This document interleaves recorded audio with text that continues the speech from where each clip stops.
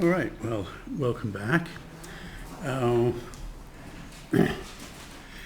Today, for the first time, I'm not going to talk about things from the book.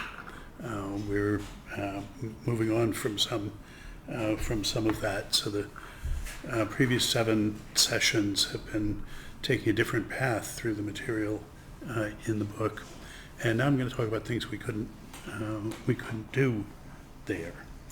So last week we looked at the implication space semantics, and I think the thing it seems to be most helpful to take away from that discussion is the contrast between a bottom-up order of semantic explanation that starts with reference as the extensions of things, or sets of reference as the extensions, and then moves up to intensions, things that are plausible candidates for meanings, at least in one sense of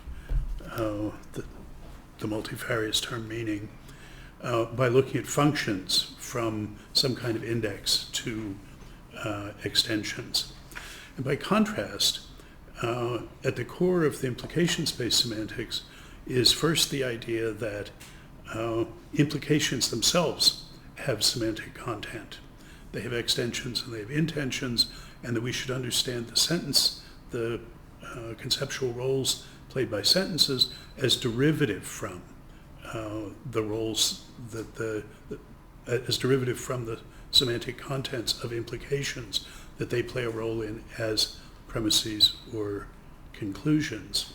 And that if we look at the semantics of implications, their extensions are just an on-off goodness value. Is it a good implication or is it not? Remember, we're codifying and coding incompatibilities as implications with empty right-hand sides. So we're getting them in too, so we're really talking about reason relations.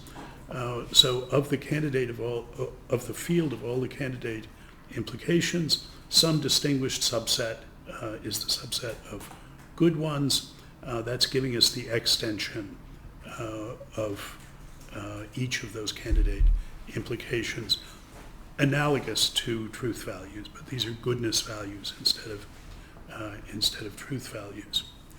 But they also come with their intentions, which are their ranges of subjunctive robustness.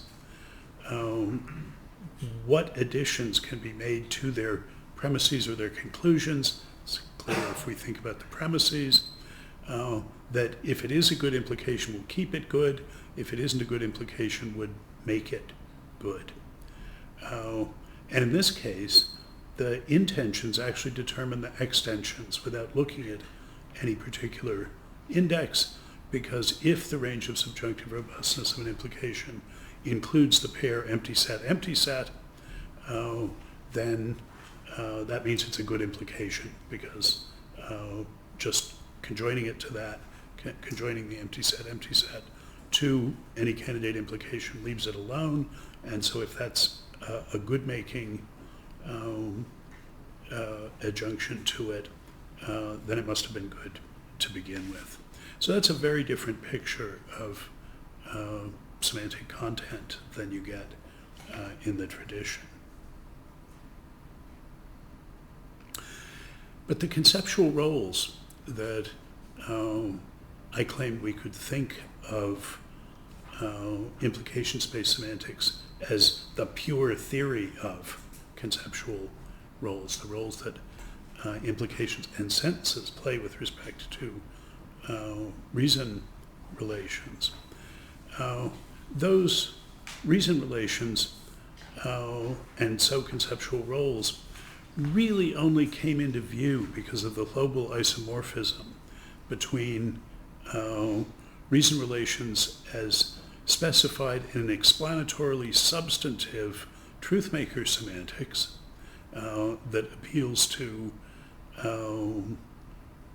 its own native notions of a metaphysical state and of the fusion of states and of a distinction on the mereological side and on the modal side, a distinction between possible and impossible states on the one hand, and the isomorphism connects reason relations defined in that setting, if they're defined in the right way, with reason relations defined in a pragmatic metavocabulary, where we understand implications in terms of commitments and preclusions to entitlements. So on the pragmatic side, if the constellation of normative statuses that consists of commitment to accept all the premises is combined with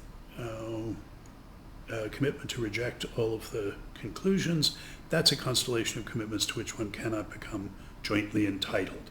That's our slightly gussied up version of Restall and Ripley's "that's out of bounds." And it was only because we had that well articulated a pragmatic metavocabulary that an isomorphism like this was possible, which could make visible the notion of reason relations as what gets substantively explained in the truth-maker semantics and substantively explained in that bilateral normative pragmatics, which appeals to its own native notions of commitment, preclusion to, and preclusion to entitlement. Now, I suggested it was fair to ask Fine and fans of truth-maker semantics how they understand the surplus, the conceptual surplus of their appeal to states, fusions, and impossibility over the function that they perform in specifying reason relations. There's more to the states than that. It's entirely compatible with the truth-maker framework to have two states that are interchangeable, salva consequentia. Swapping one for the other makes no as a truth maker or a false maker, makes no difference to the consequence relations at all. So he has a metaphysical story about the metaphysics of the field from which he drew his semantic interpretants, his worldly propositions. And it's fair for us, I think, to revisit our pragmatics and ask about the fundamental notions that are native to that setting that are doing the explanatory work. In particular, I used a notion of commitment paired with a notion of entitlement in formulating our version of the bilateral normative pragmatic metavocabulary. But I didn't say a lot about what commitments are. And it's not as though a normative status like a commitment or entitlement is metaphysically unproblematic. This is not the subject of some well-worked out empirical science. Neither are metaphysical states, but at some point you have to talk about the relation between those things and what various sciences talk about. But we can ask,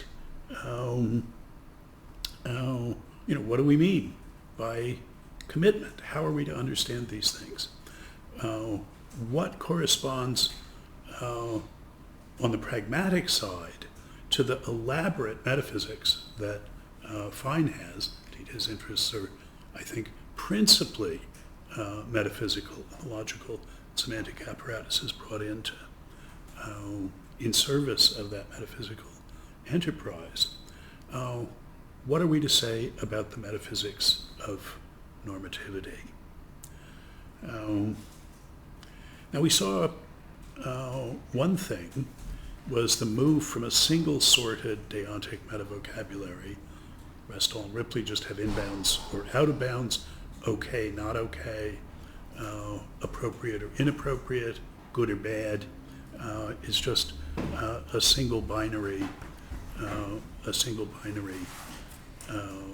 opposition.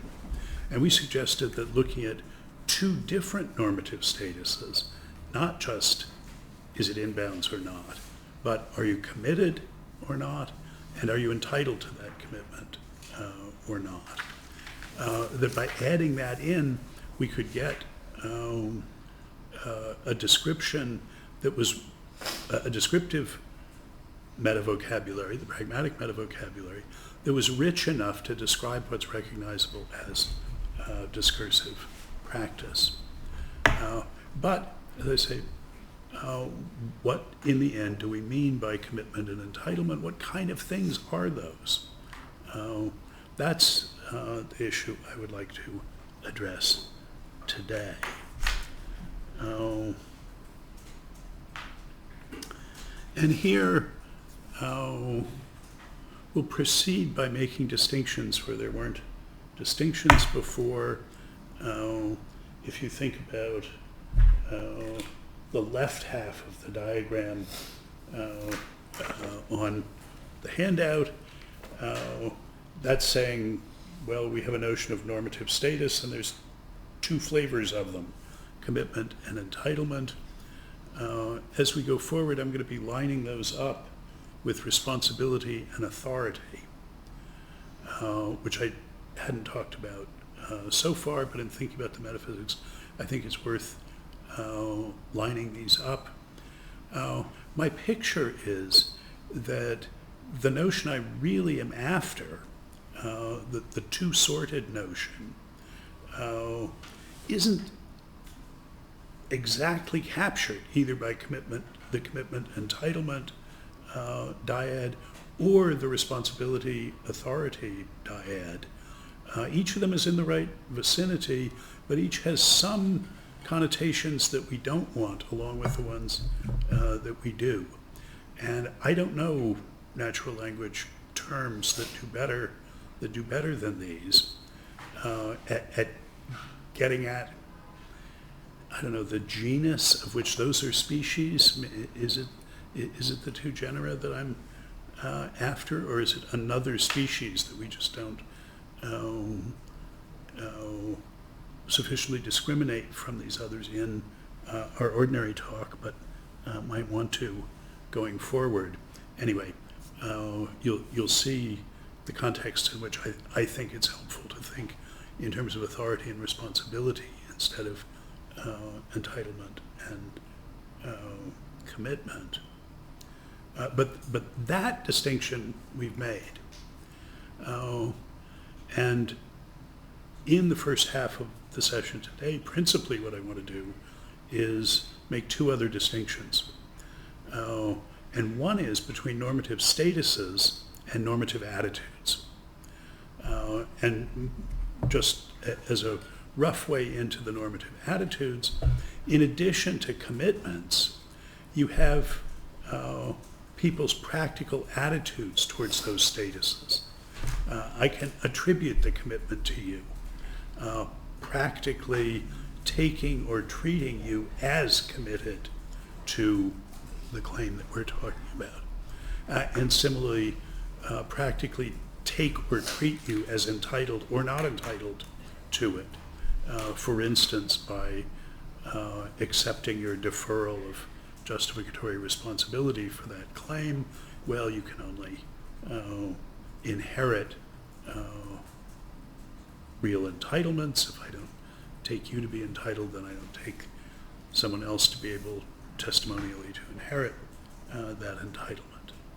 So the first distinction is between normative statuses and normative attitudes. And then the second is that just as we found it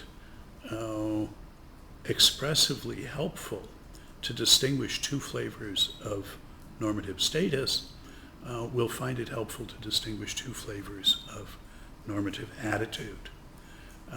And these are two different social perspectives that one can take on, paradigmatically, a commitment. One can attribute that commitment to somebody else, or one can acknowledge or undertake it oneself. And the differences and relations between those can become important.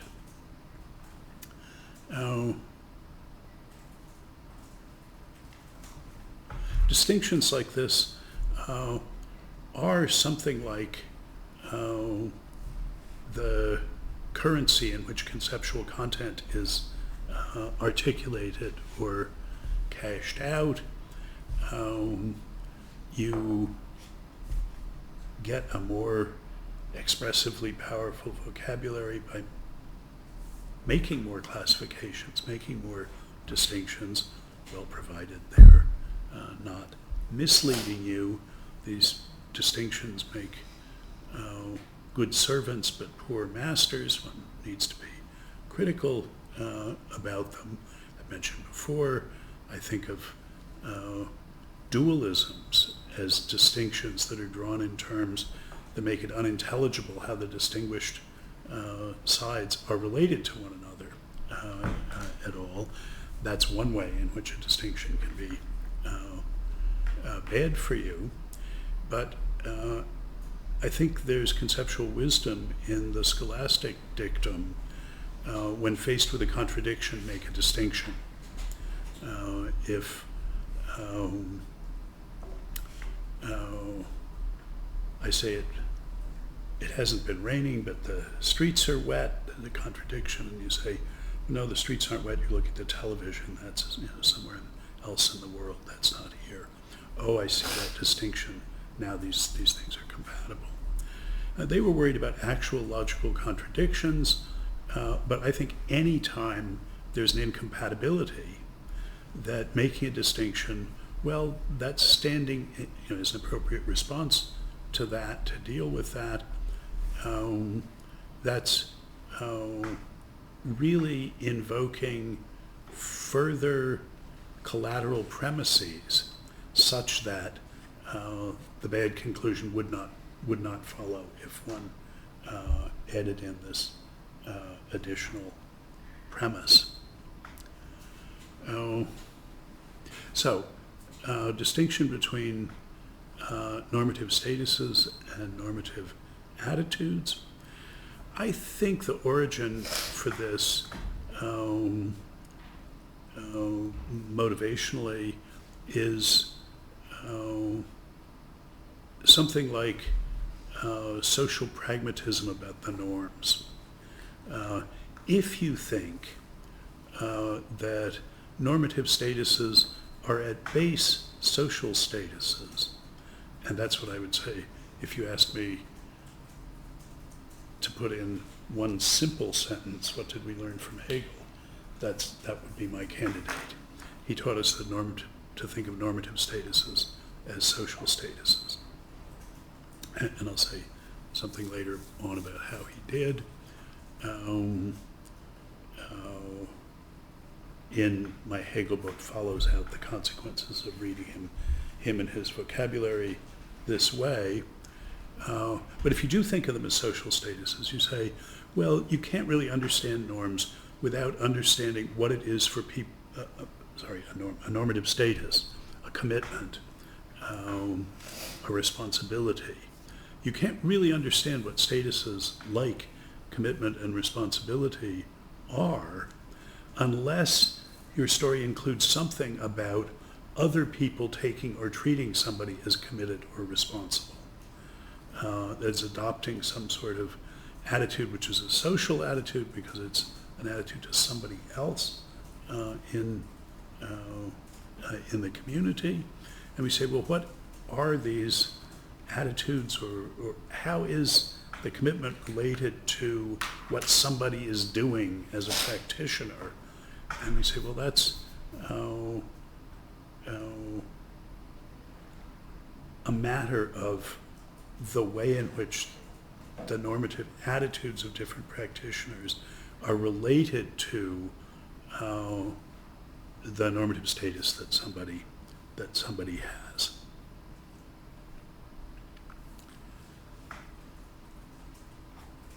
Hegel has another view that I think is right as far as it goes.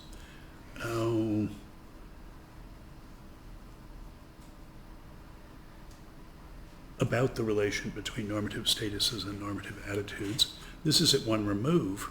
He thinks, having learned from Kant to think about discursiveness in normative terms, that the biggest thing that ever happened in human history, the advent of modern forms of life and forms of practical activity, not something that happened on a particular date, but his name for a vast, still unrolling sea change, is a change in the fundamental practical understanding of the relation between normative statuses and normative attitudes. And that is that the traditional the traditional sort of meta-vocabulary way of thinking about the relation between attitudes and statuses was a status-first approach. The traditional understanding and traditional forms of life incorporated an implicit understanding of the status dependence of normative attitudes. The statuses were there naturally or supernaturally, but anyway, apart from our activity. And our job was to bring our attitudes in line with what those norms were, so that we were taking or treating as right what actually was right. So, for instance, the whole picture of the great chain of being, the scala natura, that's a normative chain. It's a chain of relations of superiority and subordination, fundamentally. God at the top, the kings, all the way down, leaving off the serried ranks of cherubim and seraphim in between them, but down through humans, and then down to the beasts of the field, the vegetables and the minerals. This is all understood in terms of relations of superiority and subordination, which are there objectively. And our job is to appreciate, well, in F.H. Bradley's terms, my station and its duties. What is my normative place in this structure, and how should I act right? What attitudes are appropriate given where I am?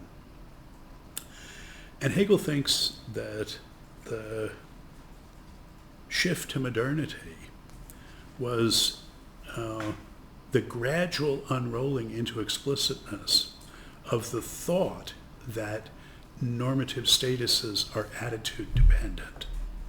That before people started taking or treating each other as committed or responsible, as authoritative or entitled, there simply were no commitments, responsibilities, authorities, or entitlements. That the non-human world, and in this regard the natural world and the supernatural world, go into a box of anyway not us practitioners, was this corrosive but liberating thought. No, when we look at the norms, we're really looking at the products of our own activities. He thought that shiny new apple of modernity came with a worm pre-installed, and that's what he called alienation and Fremdung, the idea that if the norms are all up to us, then anything is permitted. There aren't really norms, they're just these shadows of social activity. So the challenge was to bring these insights together and understand the sense in which the moderns are right, normative statuses are attitude dependent, but the ancients in the tradition were right too, that attitudes are status dependent. How can we get those together? Well, I try and tell what I take to be his story in a spirit of trust, and I'm not going to try and do this in his in his vocabulary. I just mean to say that some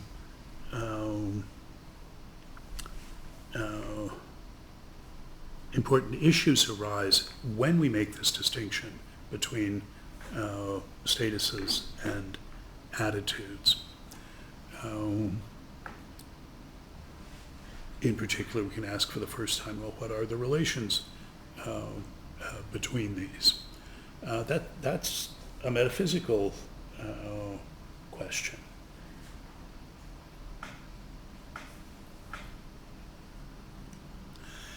Here's an example of that.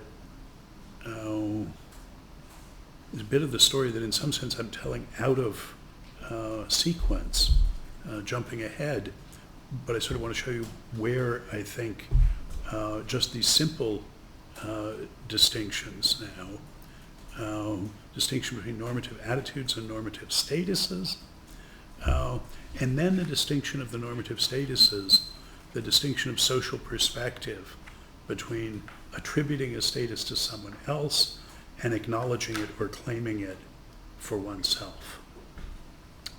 And this is if we think about the normative status of knowledge. Rather than just doxastic commitment, let's think for a moment about knowledge. So the tradition, now the philosophical tradition, took from Plato an account of knowledge as justified true belief. Never mind how good a taking that was of the view that he actually had. And notoriously, an academic generation ago, Gettier came in and said, oh, it isn't JTB at all, you need a fourth condition. Well, you do for something, maybe it's for knowledge, but I'm not going to talk about Gettierology, the study of those. There's a big literature on this, irrelevant to the points that I want to make. So let's think about this status, which in the tradition is the status of a justified true belief. And now that's something we can think about as a status. We could ask,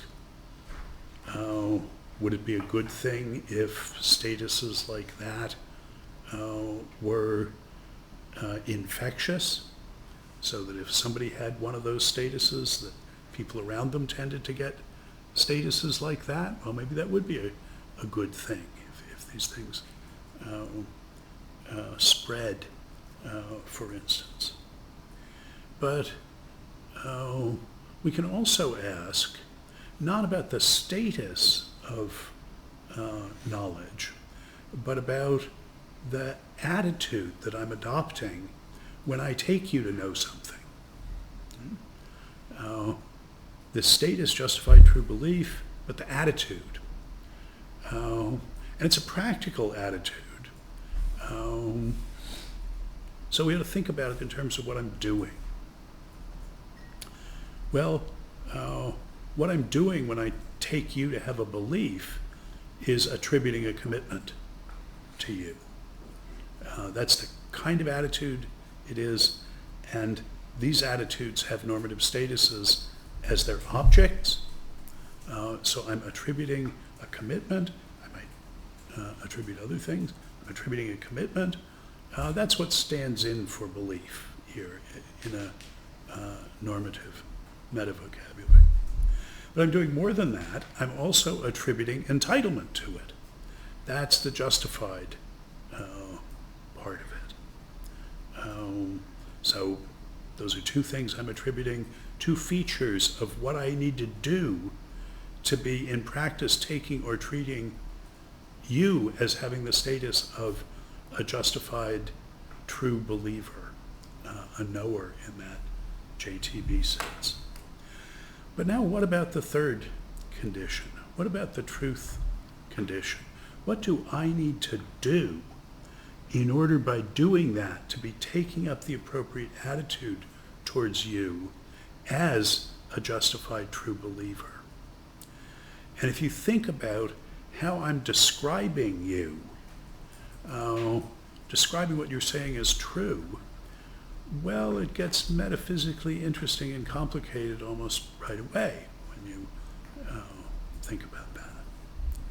But if your question really is, what do you need to do to be taking or treating what he believes as true?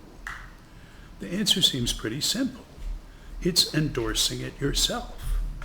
It's acknowledging that commitment yourself. That truth condition is not expressing anything that you're attributing to him, to the candidate knower, anything you attributed to him that had the effect of your taking it to be true would be a metaphysically puzzling sort of property. I'm not saying in principle there's no way to make sense of it, but if you start off thinking, well, what is it that somebody would need to do to be intelligible thereby as taking or treating somebody as having a justified true belief, knowledge in that sense, attributing commitment, attributing entitlement, and acknowledging the commitment oneself, endorsing it oneself. And from that point of view, it's not surprising that truth shows up as a metaphysically puzzling notion, because that's the question of, well, what am I attributing to you when I endorse a commitment myself? And it seems like the answer is, well, nothing. Endorsing the commitment yourself is a very different kind of thing from attributing it to someone else. We want to understand what that attitude is and how it contributes to statuses of people being committed. That's the challenge. If we're moderns, if we think there is some attitude dependence of these normative statuses, then we think the attitude matters. But it makes a substantial difference how you think about the status of knowledge if you think of it as attitude dependent. That is, that status is this socially hybrid, socially perspectival attitude of attributing commitment, attributing entitlement, but acknowledging commitment oneself as the third element. So if one takes that specification in a pragmatic metavocabulary of attitudes, which let's say we can make each of those attitudes intelligible, that sort of story is going to contrast with a story that says, no, we have to understand this status of knowledge, which, I think Tim Williamson is right, that one is implicitly claiming that status when one makes an assertion. I think he's right to see that sort of connection between them. But that's an additional point, intelligible once you understand what you're doing when you take someone to know something. So as I said, this is jumping ahead in my story in a way, because I want to say more about attributing and acknowledging as the two social flavors of practical doxastic attitude. But I wanted to put this JTB example out there because it shows how the distinction on the side of statuses between commitment and entitlement can interact with the distinction between attitudes, the social distinction between attributing to somebody else or acknowledging or undertaking the commitment oneself. We can see how they interact in the JTB account. We've got both commitments and entitlements and both attributions and acknowledgements in play.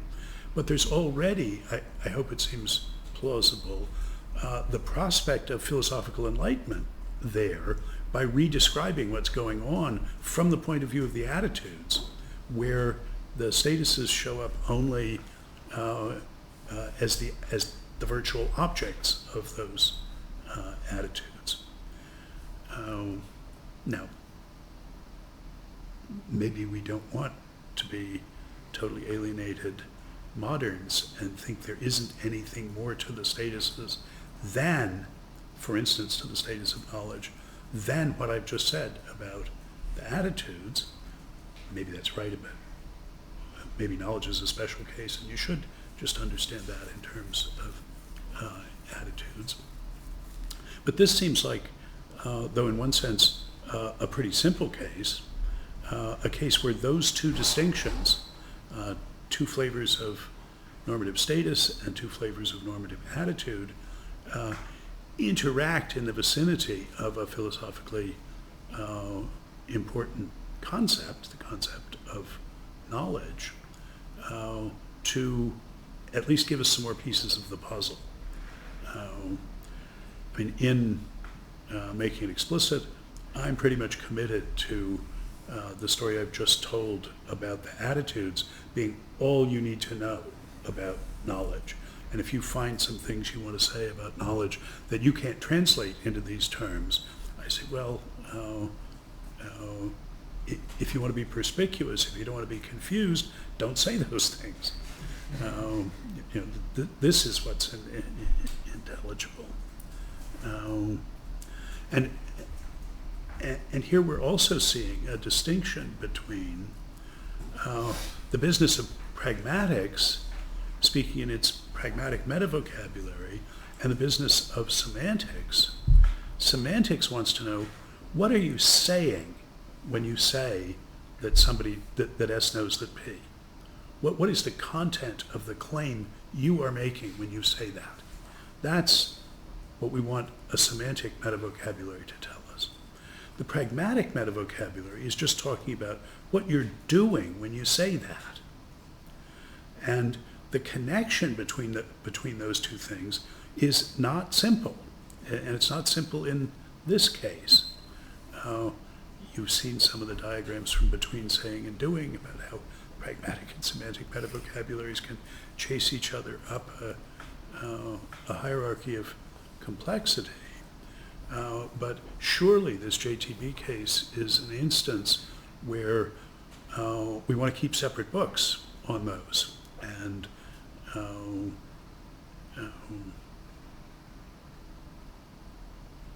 yeah. Okay, so that's meant to be a small demonstration project for the expressive power of a pragmatic metavocabulary that distinguishes normative statuses from normative attitudes and distinguishes two kinds of status, commitment and entitlement, or responsibility and authority. We'll hear more coming forward. And on the side of attitudes, distinguishes between two flavors of attitude, distinguished by their social perspective. That the attitudes are attitudes towards people and statuses, but the attitude can attribute the commitment or entitlement, or it could be claiming, acknowledging, or undertaking it. Again, none of those words is perfect, so I sort of run back and forth between them. Okay, let me... okay, one further justification for jumping in with this JTB story. It's pointing out a tantalizing connection between truth talk and this distinction of social perspective between attributing a commitment and undertaking it, that distinguishes the function of believes in S believes that P and truly in S truly believes that P, or, and it is true that P, which we're saying that difference in what you're doing in saying those two things is the difference between attributing and undertaking a commitment, attributing and acknowledging a commitment. So there's some deep connection between truth talk and this distinction of social perspective, of attitude. And at the end of our session, I want to come round to say, and it turns out that that goes through not just for true, but for all representational talk, that this connection between the word truth, the one you use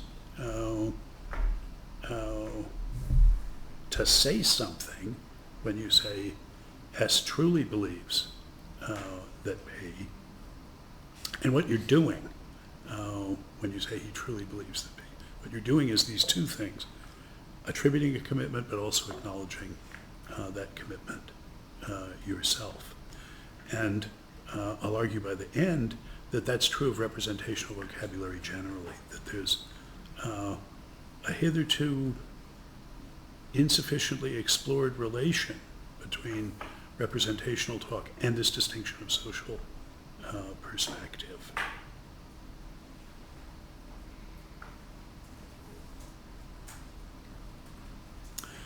Okay, let me pause there. I've only motivated, not really argued for these distinctions. They're supposed to prove themselves solvitur ambulando, they used to say. Well, we'll solve that problem by walking and talking about it together enough. And that's my picture here.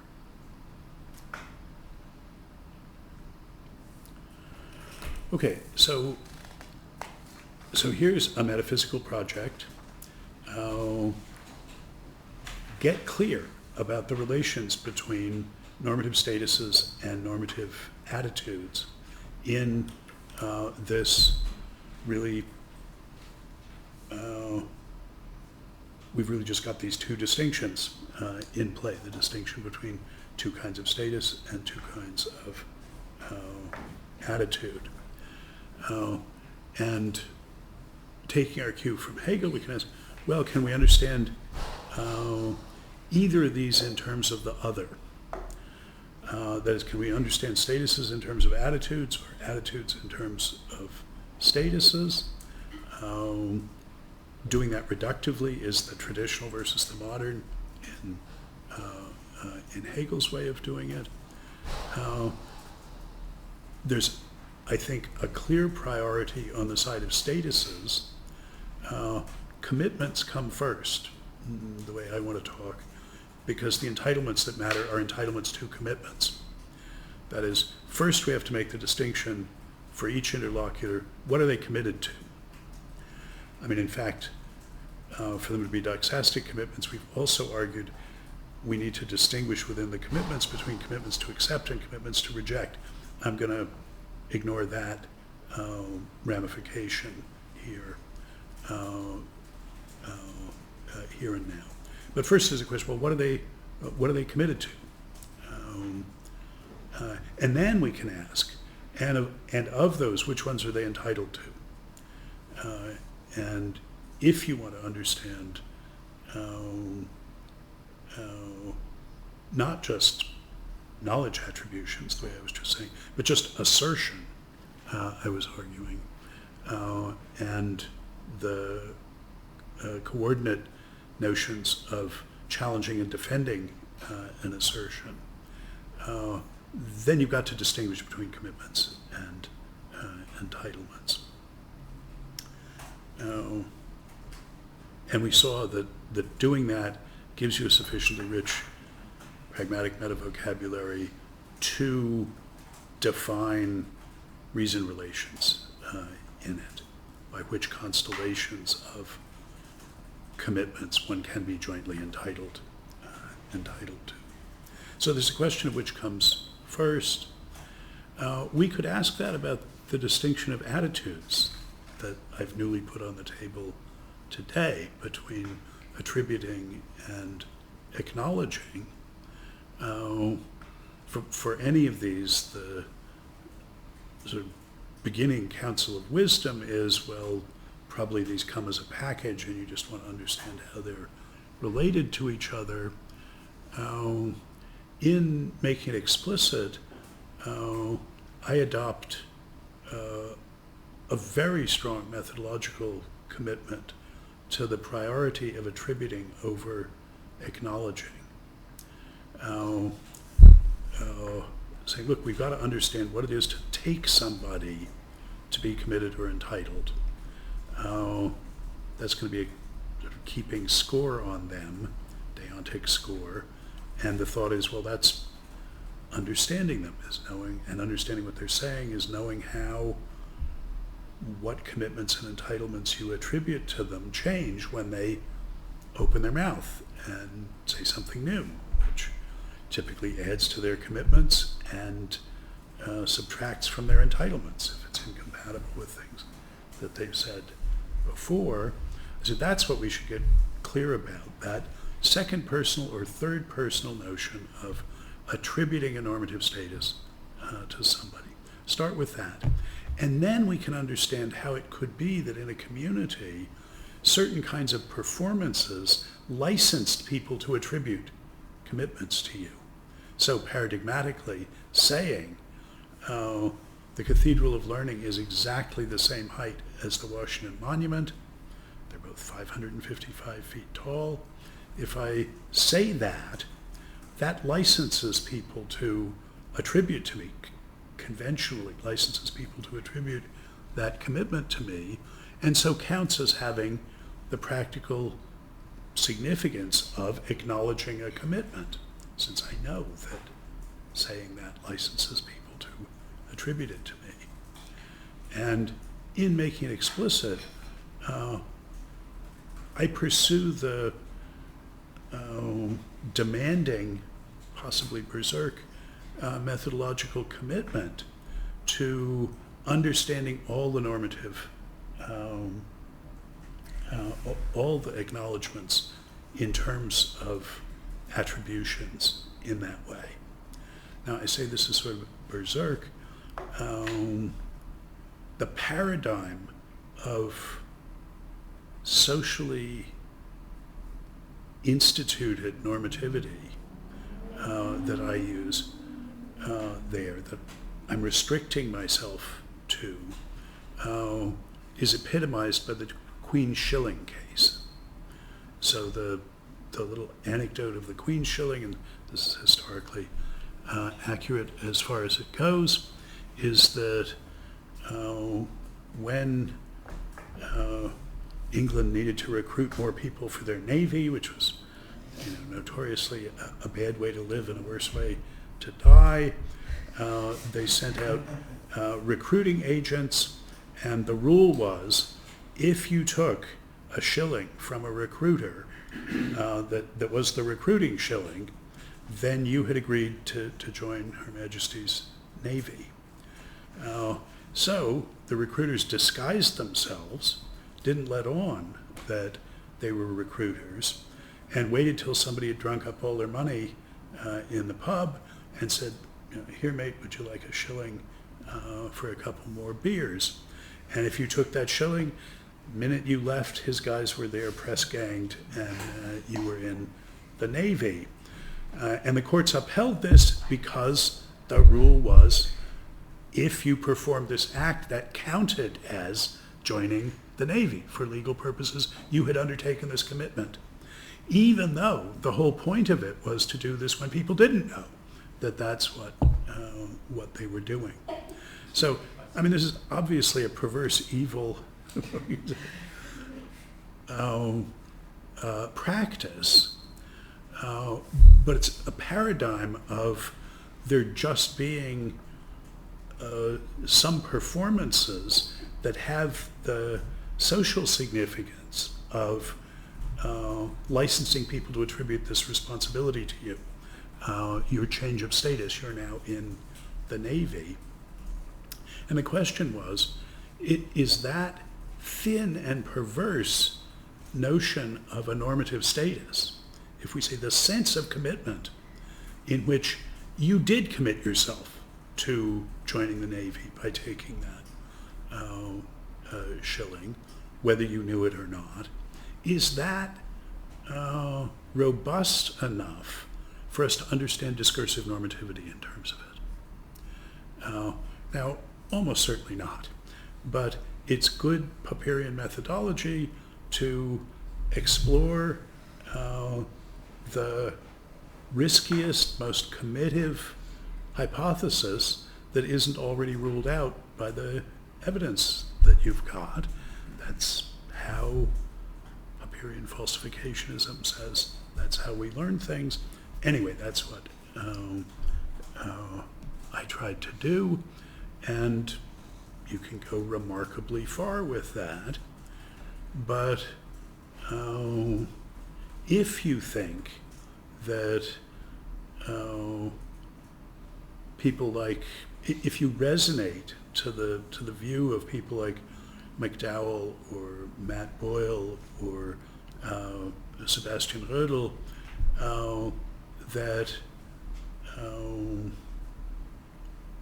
the sense in which consciousness presupposes self-consciousness means that at base there needs to be an understanding of what you're doing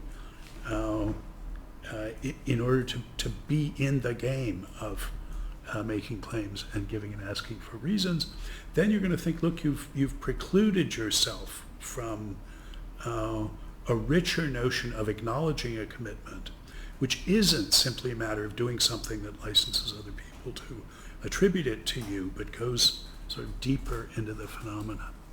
And I would not want to gainsay these brilliant people. That wasn't what I was trying to do in making it explicit, because the challenge there was to see how far you could get with this very thin notion. And the answer is, I think, surprisingly far, perverse though it may be.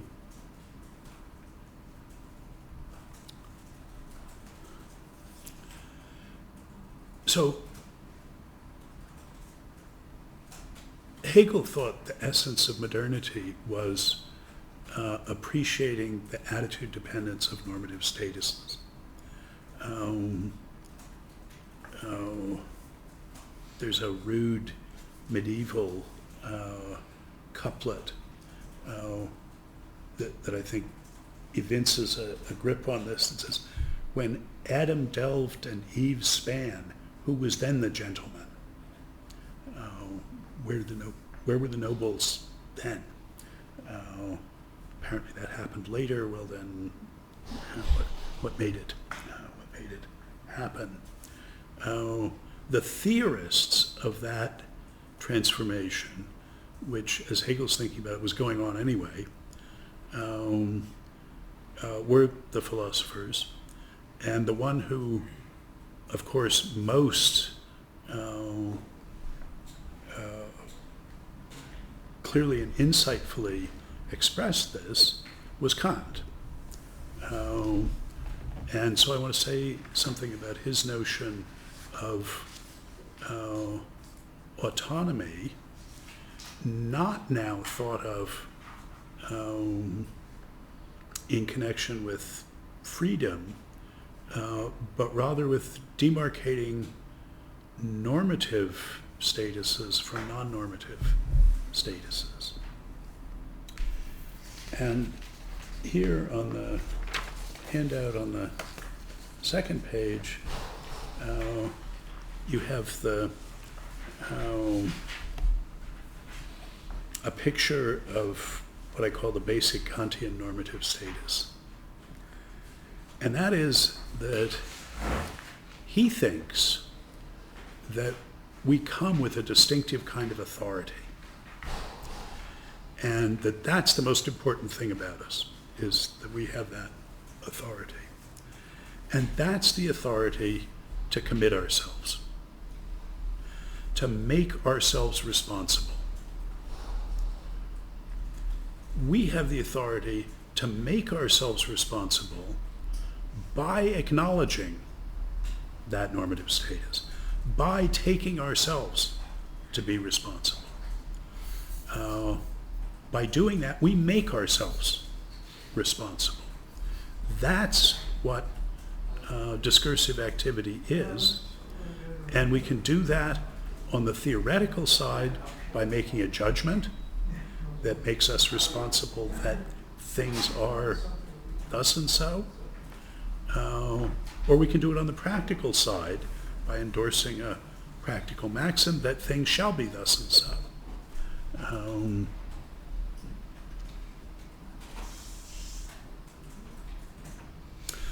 So he had the idea that we could institute normative statuses by adopting attitudes. It was a pure attitude-first view. Downstream in ways that might, other than this line of thought, not be so obvious, from social contract theories of political obligation, which also understood political norms, my obligation to act legally in my state. They see that as downstream from the attitudes of people who entered into the social contract, or who would have if you had asked them, and so on. But the point was to understand political obligations as instituted by the attitudes of the people who are who hold those statuses. They say that the connection between Kantian autonomy and that notion, the social contract theories, paradigmatically Lockean ones, that might not be so obvious if you're not thinking about it in terms of the institution of normative statuses by normative attitudes. But it's an instance of that view. And it's fascinating to see how Kant comes to this view. People were always astonished that in Kant's extremely spare writing room, it was a writing room that had in it only his wooden writing desk, his wooden chair, and above the desk, a picture of Rousseau. And people who knew Kant, and everybody sort of knew about Rousseau, could not understand why this, as a virtual shrine. Kant, who famously, and this seems to have been largely true, was so punctual in his walks that his neighbors would set their watches by him. Rousseau, who was chased by debtors everywhere he went, strewed illegitimate children around Europe. Kant, not so much. But what was it that got past those differences in personality and led to this devotion that Kant had to Rousseau?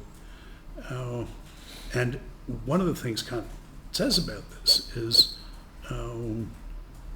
Rousseau's remark, his emphasis in the social contract, that obedience to a law one lays down for oneself is freedom, he says. And Kant takes that remarkable normative definition of freedom and turns it around into a definition, a criterion of demarcation between normative and non-normative constraint. The normative constraints are all and only the self-imposed constraints. In the end, only you can normatively constrain yourself. Only you can be responsible for having the normative statuses that you do. If they came from anywhere else, if they were not the result of your exercising this authority to make yourself responsible, to commit yourself, if that wasn't the source, then it isn't a commitment. It isn't a responsibility of yours.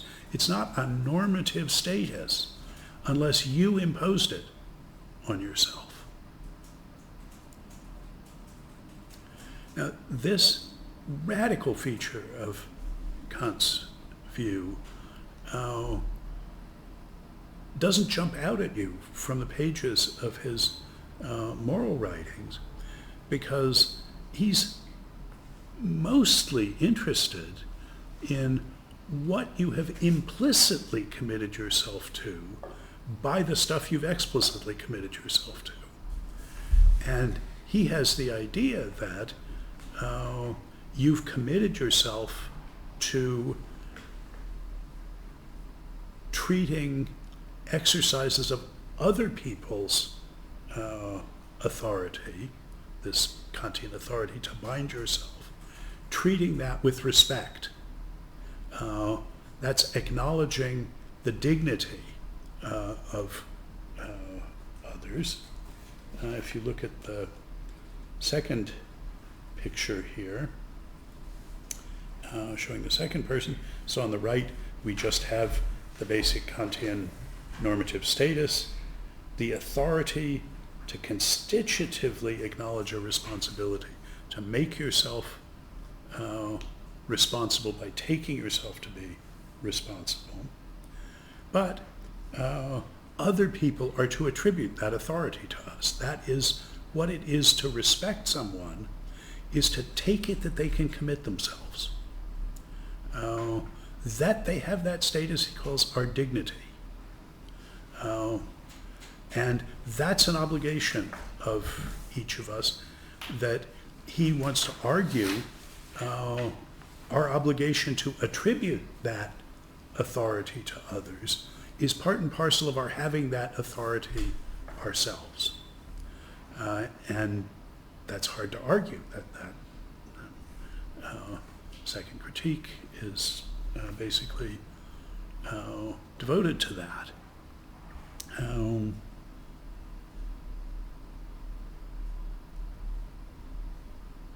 So Kant turned this Rousseau definition of freedom into a criterion of demarcation of the normative that says, well, by normative, I mean, normative isn't one of his words, but so I'm redescribing the view, but in effect, by normative constraint, I mean the kind of constraint that you imposed on yourself, the kind of responsibility you undertook simply by acknowledging it.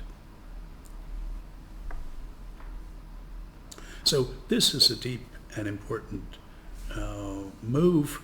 You can see it as the ne plus ultra of modernity, of the attitude dependence of normative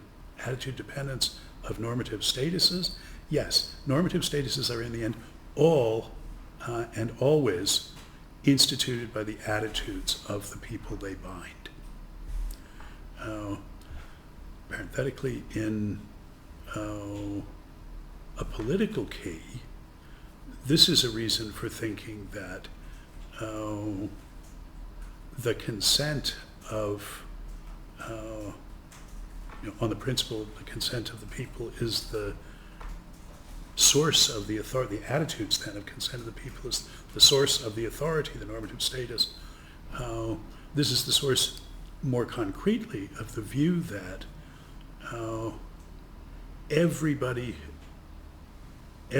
who is bound by a law should have a say in writing the law, which would actually be quite radical if you applied it across the board in our political circumstance, though I take it is an ideal that's implicit.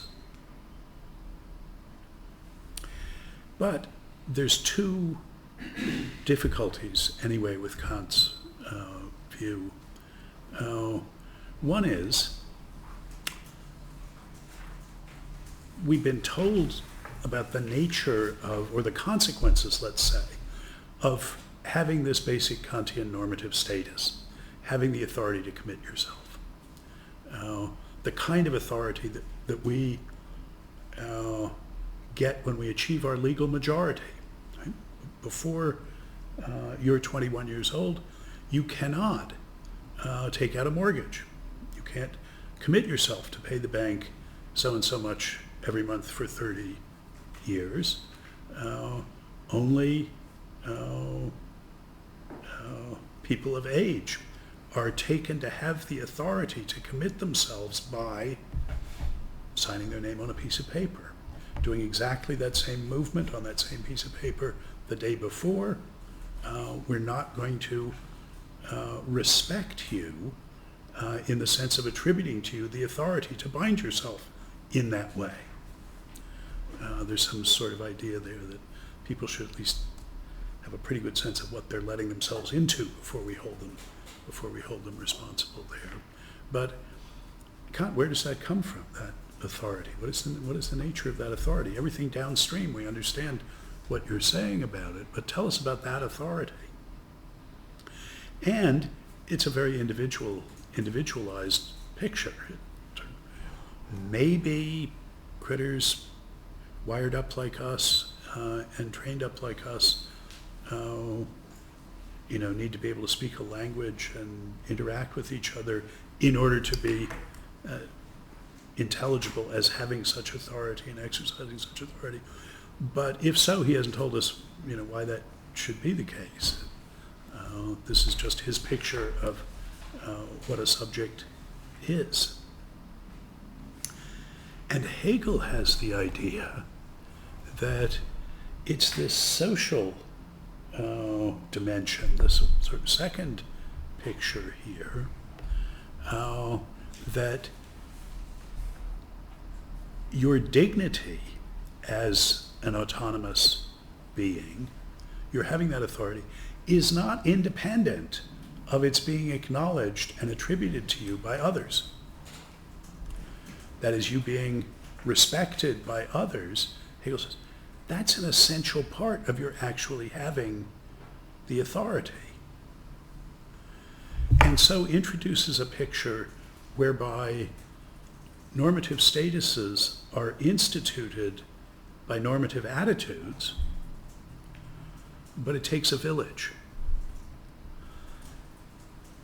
Normative statuses are instituted by reciprocal recognition. Recognizing somebody is taking them to have the basic Kantian normative status. But to have that status, Hegel's idea is to have it attributed to you. It's a social product. You only have it if the others take you to have it. Oh, but wait a minute, what about autonomy? What about my having this thing? Oh, not just anybody. It doesn't depend on just anybody recognizing you. It depends on you being recognized by the ones you recognize. That is up to you. But then it's not up to you in the same way whether they recognize you. And the case I find helpful here is if you think about a young one, my older granddaughter, chess player. Well, what kind of a chess player are you? What is your normative status as a chess player? Now, it's up to you. You could say, well, I want to be a good chess player, and by that I mean I'd like to be a formidable club player. Or, the sense in which I want to be a good player is just I want to be able to be an acceptable wood pusher to play legal games, and I don't care about the competitive side of it at all. Or no, by God, grandmaster. That's a matter of who you recognize as a good chess player in the sense in which you aspire to be one. That's entirely up to you. But then whether you actually get the status of being a good chess player in that sense, that's not up to you in the same way. You have to earn the recognition as that by the ones you recognize as that.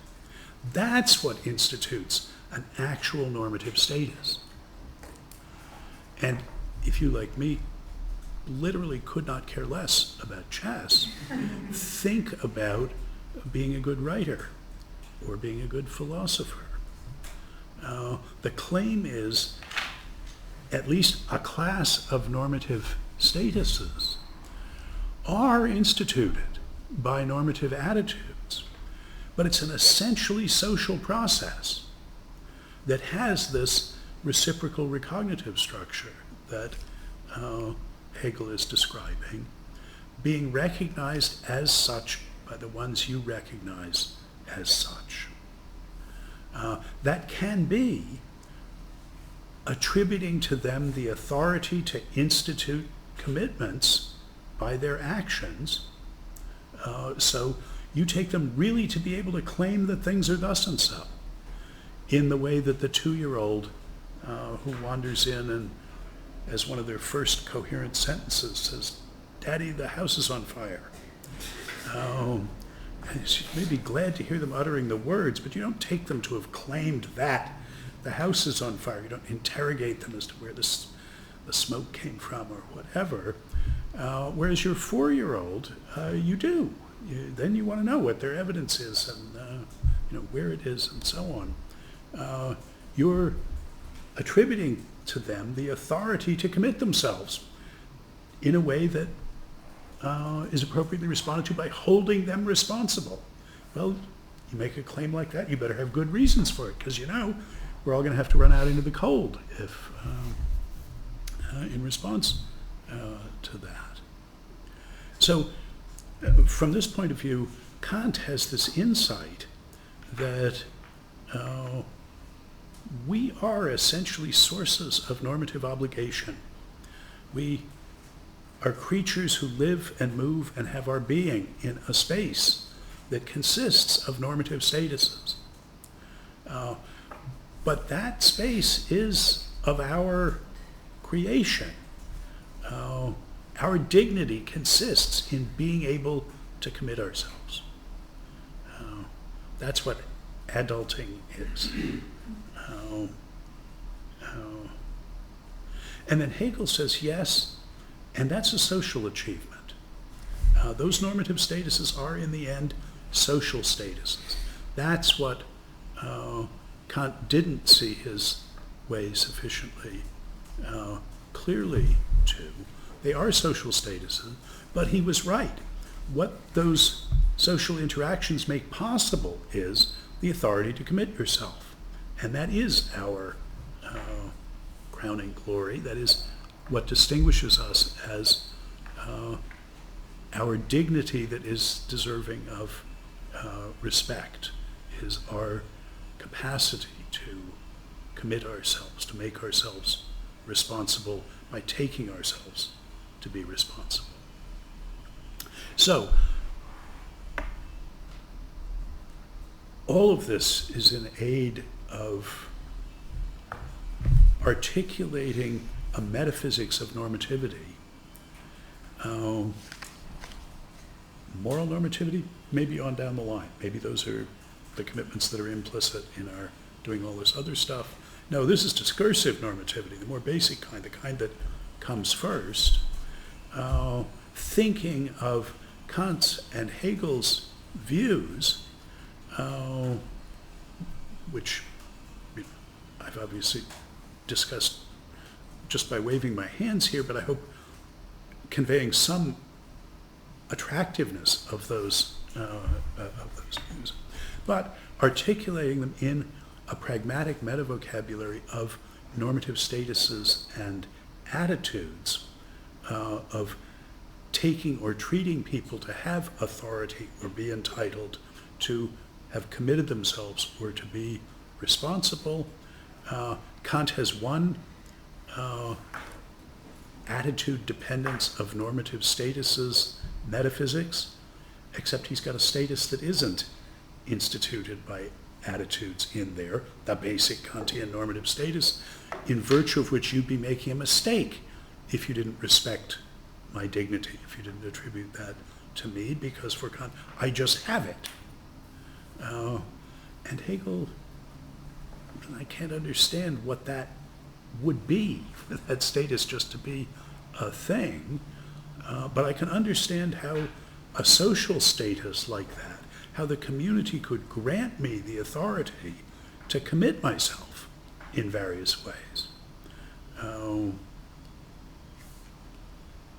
I can understand how that could be, and it could still be up to me, because which ones of them have that reciprocal authority over me, that it's only insofar as they recognize my authority that I have it. That's an essential part of it. Authority is a social status, but the only way you can get that authority over me is if I give it to you. What I don't have is the choice not to give it to anybody. Hegel's views. If it were like that, there wouldn't be any determinate boundaries to what you were responsible for. Somebody's got to be able to hold you responsible. Yeah. Yeah, so I'm just curious, when we're talking about authority, just pulling back to your sort of applying this in the notion of great chain of being, right? It does seem that people who are in a certain kind of authority over others take that as a reason why they don't owe you a reason for their accounts, right? And so here there's a sense of authority which seems to alleviate them of the responsibility to be on the hook to give reasons, right? And we see this, we assume God is the ultimate authority. We'll say things like, God has no responsibility to say that to us, right? We think that he probably has reasons, then we might not understand them. But it seems like him having those reasons is something like, there are reasons what he could give. But it seems like we want to attribute to him the normativity without that. The traditional pictures, that's just the way things are. And the form of a reason is an invocation of the objective fact of a relation of superiority and subordination. He is your liege lord. Yeah. And that's the reason. That's the form of the reason. So, in a crucial sense, normative statuses don't require legitimation. They don't need to be vindicated. Well, is he the true king? When he killed his older brother, did that? But it's those sorts of questions. Is that relation of superiority by birth? Is that actually there? And Hegel thinks that's a terrible metaphysics of normativity. That's why modernity was an insight. That was our coming to a certain kind of self-consciousness that we had been fetishizing, not his word, Marx's word, but it's for this phenomenon. Fetishizing something is not recognizing the product of your own activity as the product of your own activity, taking it as an objective, independent constraint on your doings. So, in this sort of segment, what I've wanted to do is introduce this somewhat more articulated normative pragmatic meta-vocabulary, add the two more distinctions, normative statuses and normative attitudes, which implicitly we were talking about before, but not explicitly, with the question, well, what are the relations between these? Turn out to be interesting questions. And then among the attitudes, the social distinction between attributing commitment, attributing authority on the one hand, and acknowledging a responsibility or claiming an authority yourself on the other hand. And this quick rehearsal of general outlines of Kant's and Hegel's metaphysics of intentionality, redescribed in this meta-vocabulary of statuses and attitudes and of commitments and entitlements, authority, responsibility, and on the side of the statuses, and of attribution and acknowledgement on the side of attitudes, and say, look, it looks to me as though redescribing them in these terms is enlightening, is cutting at important conceptual joints in their metaphysics of normativity. What I want to do when we come back from the break is say, all right, so suppose we use this enriched pragmatic metavocabulary. Is it possible, I mean, that's a vocabulary for describing, it's a pragmatic metavocabulary, it's a vocabulary for describing what we're doing when we're making claims and defending and challenging them. Is it possible to make explicit in the discursive practice what we're doing?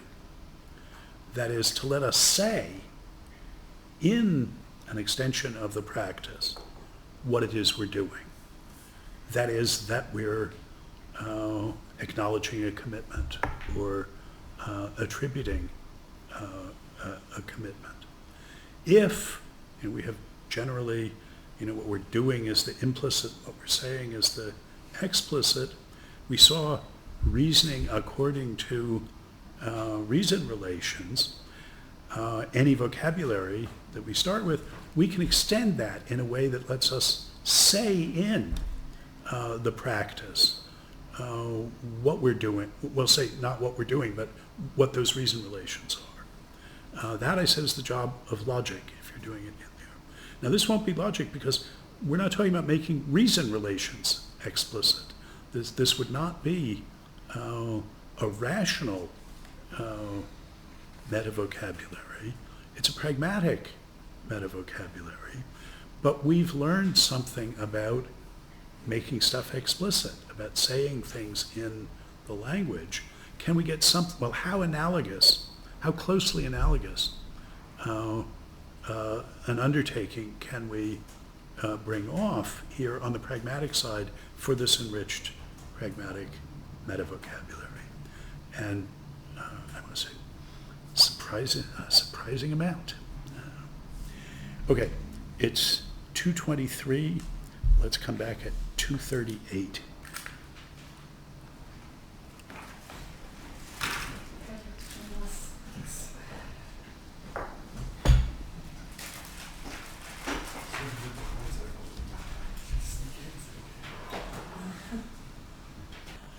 Sort of go through all this in some detail. What page is this? What degree? The one that I presented here. Oh, sweet.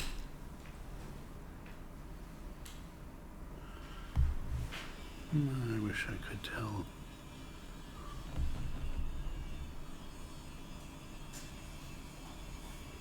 Okay.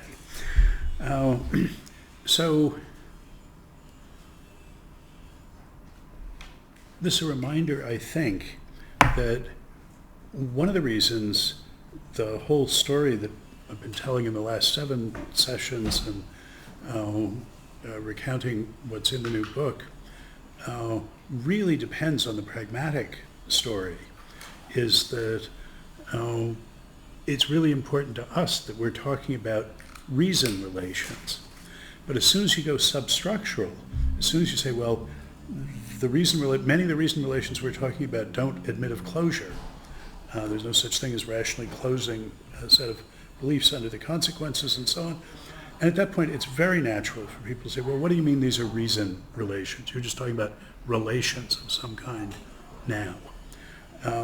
And our response to that is to look at the pragmatics and say, well, what makes it correct to call these reason relations is that they articulate reasons for and reasons against in actual challenges and defenses of claims. And we can describe those practices in a way that doesn't depend on the reason relations having topological closure properties, being monotonic and transitive and so on. So we appeal to the pragmatics to say, well, these relations can function as reasons for and reasons against in discursive practice, so we're entitled to still call them reason relations when we're relating worldly propositions understood in truth-maker terms, and so on. So the telling the story from the pragmatic side was not really optional. Maybe the order we do, but the weight that's put on it is not optional. Okay. So when we were talking about reason relations, we saw that logical vocabulary has a peculiar status. It's not in every base vocabulary as we're thinking about it, but it's also not a rational meta-vocabulary because we extend the base by adding these things. And sort of the point is that the extended language is now its own rational meta-vocabulary. The extended language is. And we saw that the sequent calculus meta-vocabulary, that really is a vocabulary for talking about reason relations. That's an orthodox meta-vocabulary, orthodox for us. So the question arises for these distinctions between different kinds of normative statuses and attitudes, and the distinction between those. Is there something analogous that plays an expressive role analogous to the role that logical vocabulary plays with respect to reason relations, but with respect to these normative phenomena? If this is what we're doing in talking all the time, it ought to be possible to put into a form of claim that lets you say at least the crucial things that you're doing when you're doing it. And the one I want to focus on is explicitating vocabulary for attributions of commitments. Now, there are versions of these for other things, but this is the core case. And as you'll see, there's enough going on there to occupy us for a while. So I want to call an explicit statement of an attribution an ascription. So the slogan from attribution to ascription, and that's because one common contemporary philosophical term for what we're talking about is propositional attitude ascribing locutions.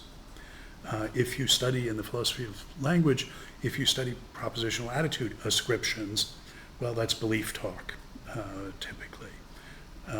They're not thinking of that as a normative status. We're talking about commitment here, but it's the same stuff. I'm going to be talking about saying S is committed to P as making my attribution to S of the commitment, that doxastic commitment, explicit in the form of something that I not only do, but can say that that's what I'm doing.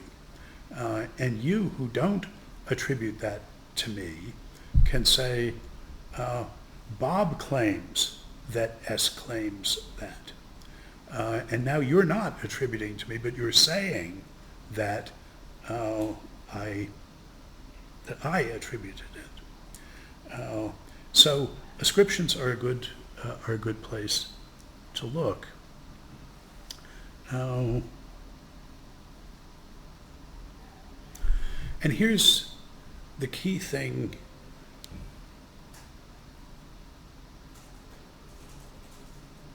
Yeah. So an ascription of propositional attitude has to express the practical attitude of attributing a doxastic commitment, but it does that by making an assertion. S believes, S claims, S is doxastically committed to accept that P, something like that. So the virtual object of this is going to be a normative status. That's what you ascribe as it's what you attribute. So it's the attitude of attribution that goes over into ascription.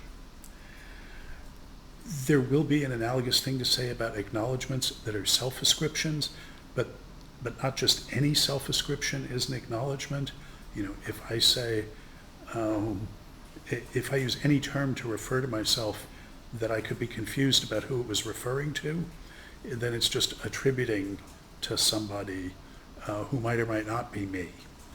But first person uses have acknowledgement sort of status. But I'm going to focus on the second or third person attributions going over to ascriptions. And the key thing to realize about them, that the key constraint on introducing a locution like this de novo, if you don't just find it around in your language, you want to introduce them because we want to know how they work, build them to have the expressive capacity we want. But in making a claim like, so the attributor, the ascriber, A, says S claims that P. S is committed to accept that P. Just going to be hazy about that middle thing. The key thing is, in doing that, one's doing two different things.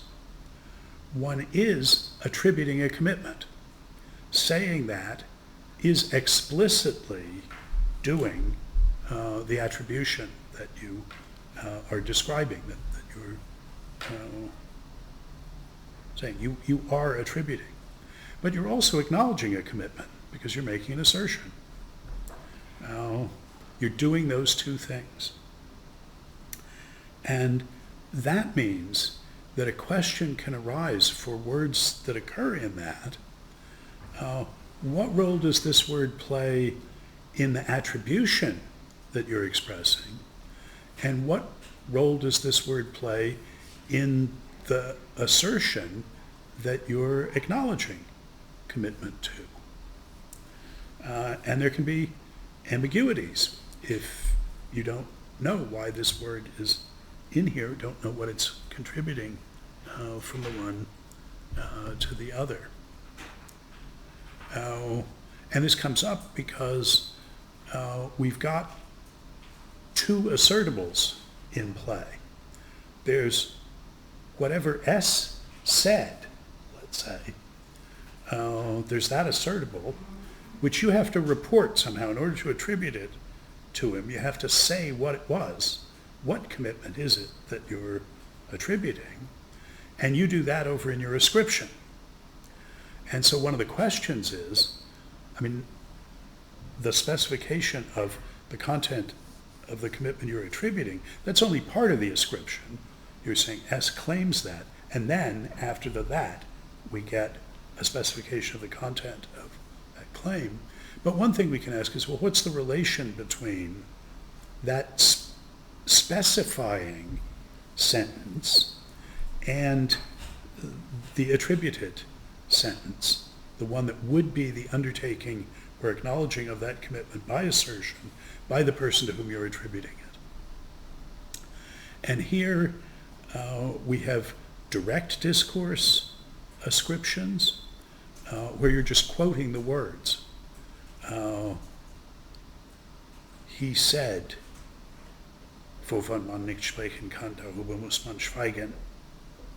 And even though my statement was in English, he claims that. I just used the same words that, in this case, Wittgenstein did. And if he had said, gee, I'm confused by that claim, in direct discourse, I would say, S said that, or claimed that. No, not that. S claimed, quote, I am confused. And even though I uttered the word I, it didn't refer to me in my ascription. That was part of the attributed claim that is the paradigmatic undertaking or acknowledging that is being attributed. But in indirect discourse, we allow looser connections between the claim that he made or would have made to acknowledge the commitment that is being ascribed and so attributed. And in particular, in indirect discourse, all of it's got to be in the home language. So you don't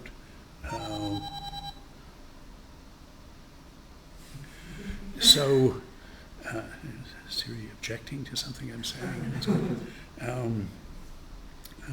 Jim Conant's dog would sit under the seminar table and every once in a while would let out this groan, which it was impossible not to hear as a comment on the discussion that was going on. But that one I think is not. So roughly in indirect discourse, you translate things that aren't in the language of the ascription, and you fiddle with, I'll just say, indexicals that appear in it.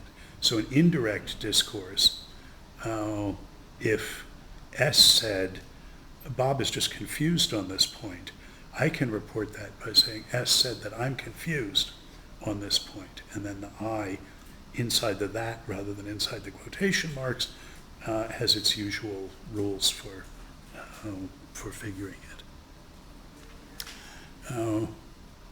Okay, so what we want to keep our eye on is terms where it's not clear, or anyway, how do we discuss the contribution that the occurrence of a term makes to the specification of the attributed commitment, and what difference does its occurrence here make to the acknowledged commitment, to the assertion that's being made.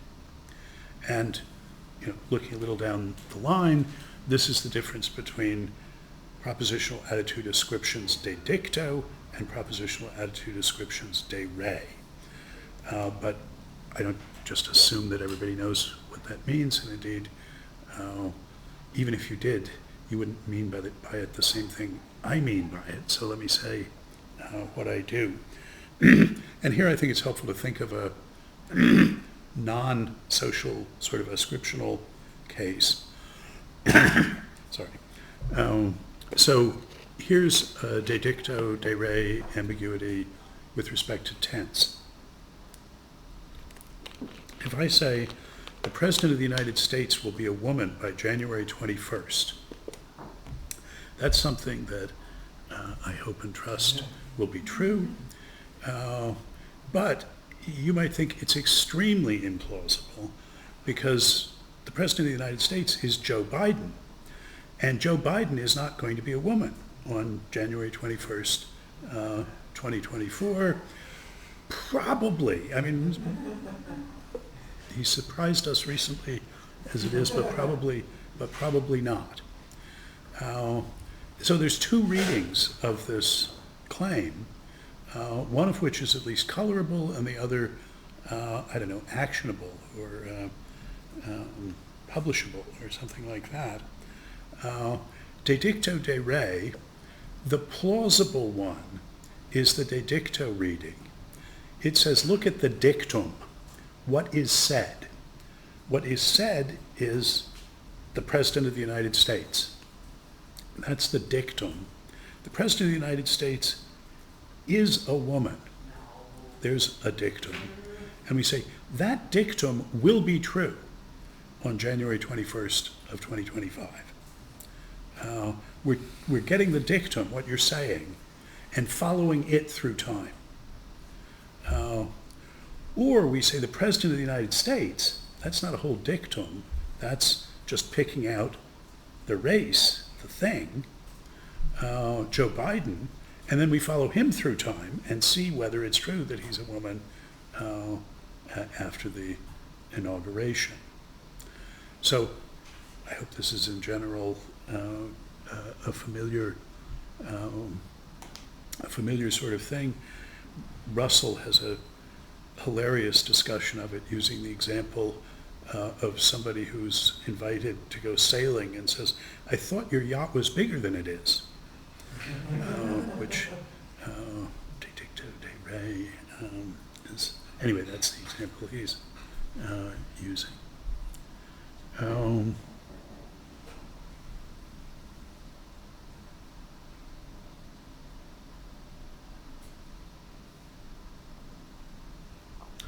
Okay, so think about a case that does involve ascriptions. So Henry Adams believed that the inventor of the lightning rod did not invent the lightning rod.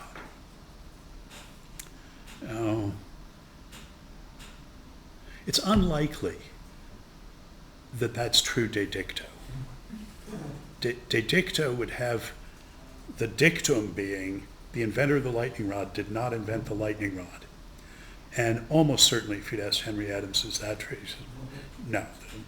Whoever invented it, invented it. I'm not claiming that. The backstory to this is Henry Adams is a dyed-in-the-wool Bostonian when all the East Coast of America cared about was the cultural battle to the death between Boston and Philadelphia. And he was not prepared to accept that a Philadelphian had invented something as important as the lightning rod.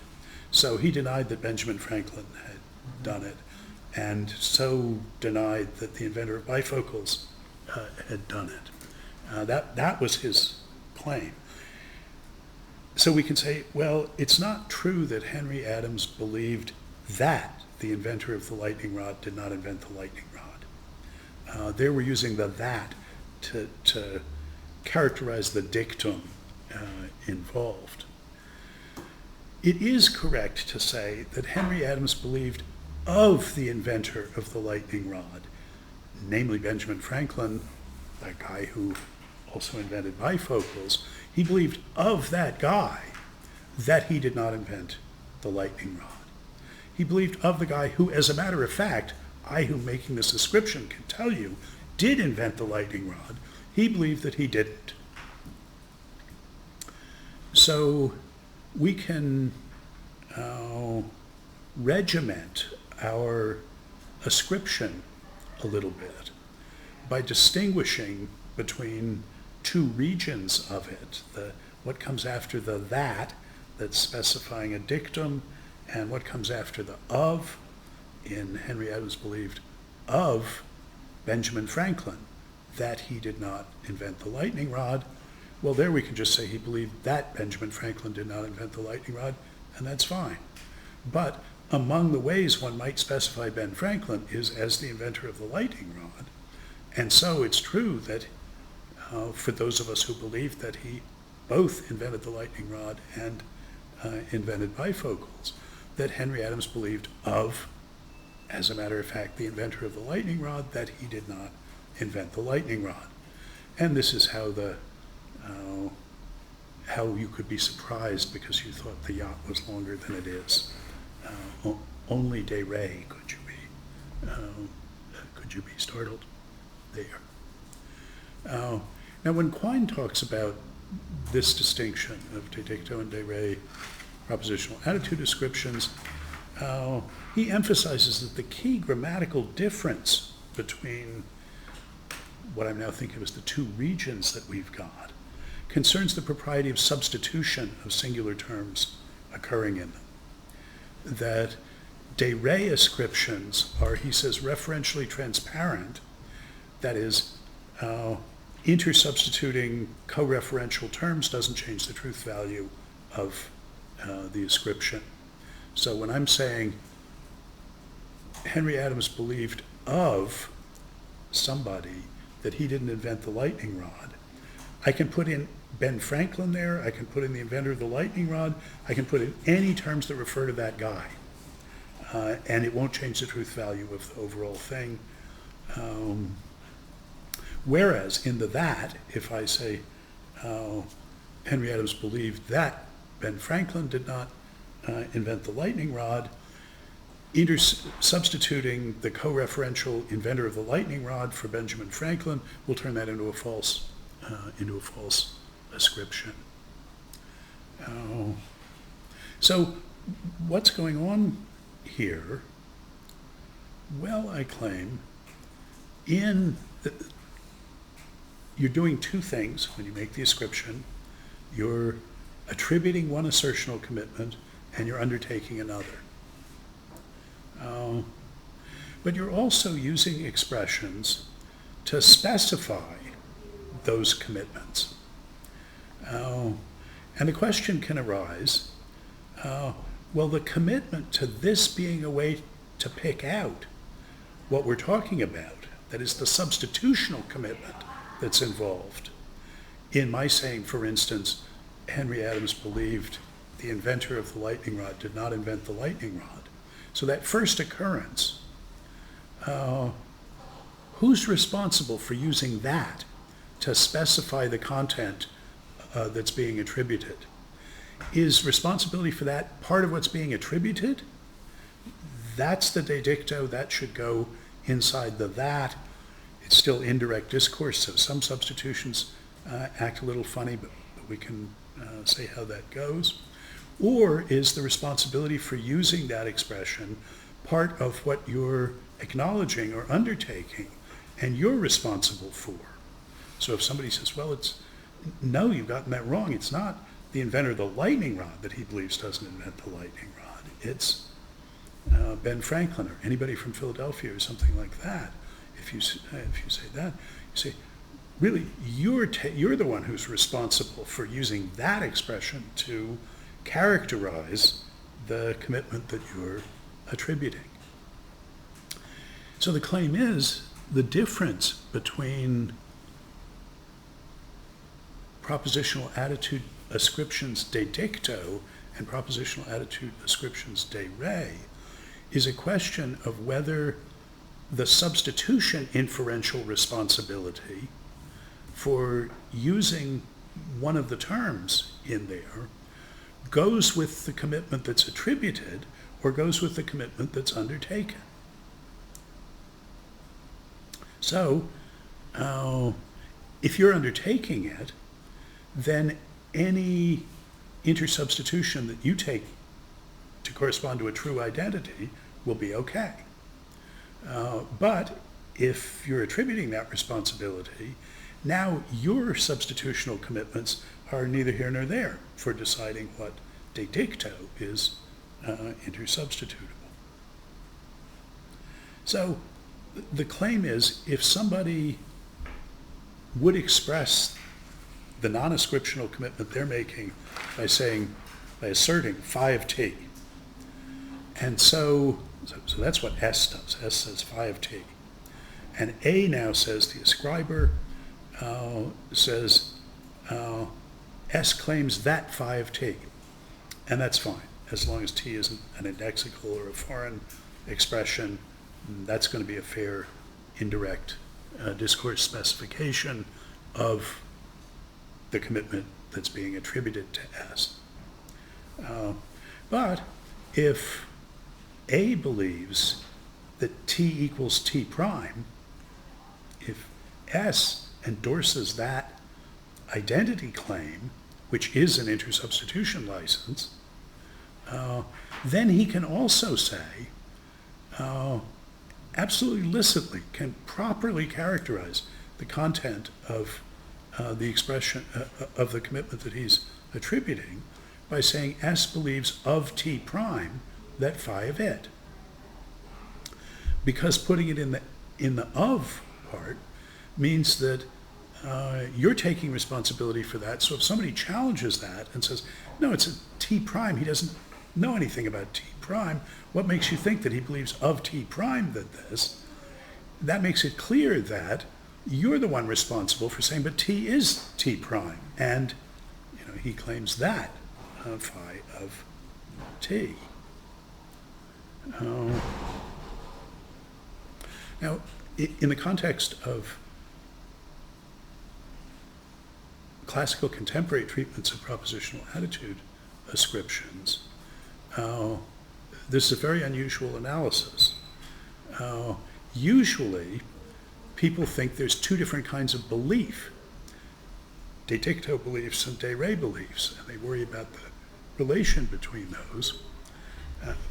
My claim is no, it's not a distinction between two kinds of belief. It's a distinction between two kinds of ascription of a belief. It's in each case, A heard S say phi of T, and he's attributing that belief in each case. But he can do that, as it were, using S's terms or using some of his own terms for it.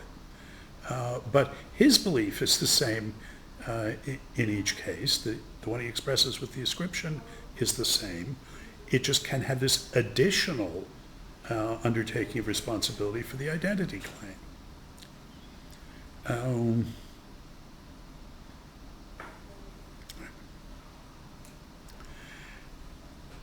So I would say something like 90% of people writing on propositional attitude descriptions think the de dicto de re distinction applies to the beliefs rather than to the ascriptions. Of the sort of classic guys, Searle and Davidson did not think that and were unusual for not thinking that. Let me say that one of the considerations that I consider decisive, but not everybody does, is look, if these are different kinds of belief, there aren't just two of them, because we can iterate this process.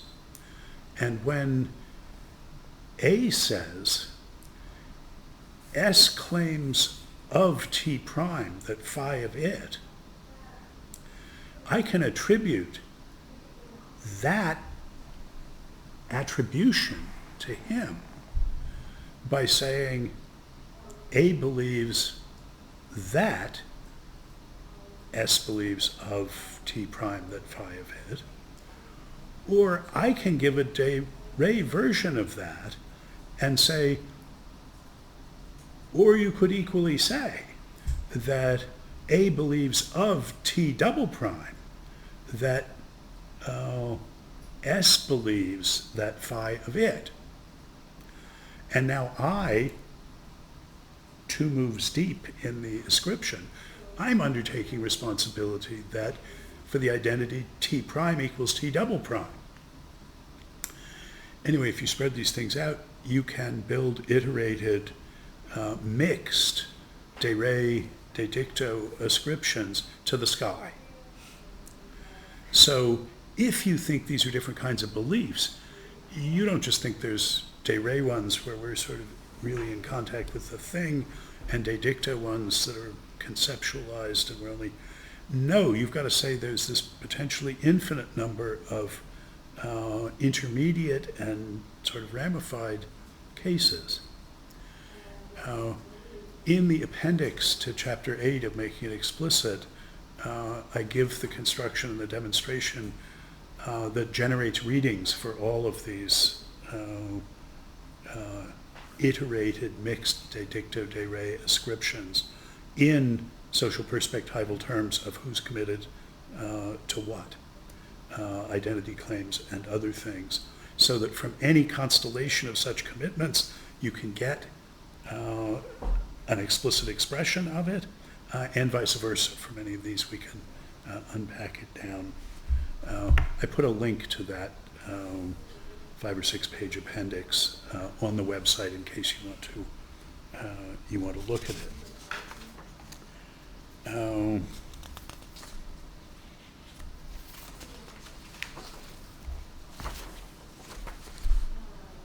Yeah. Okay, two things to observe about this.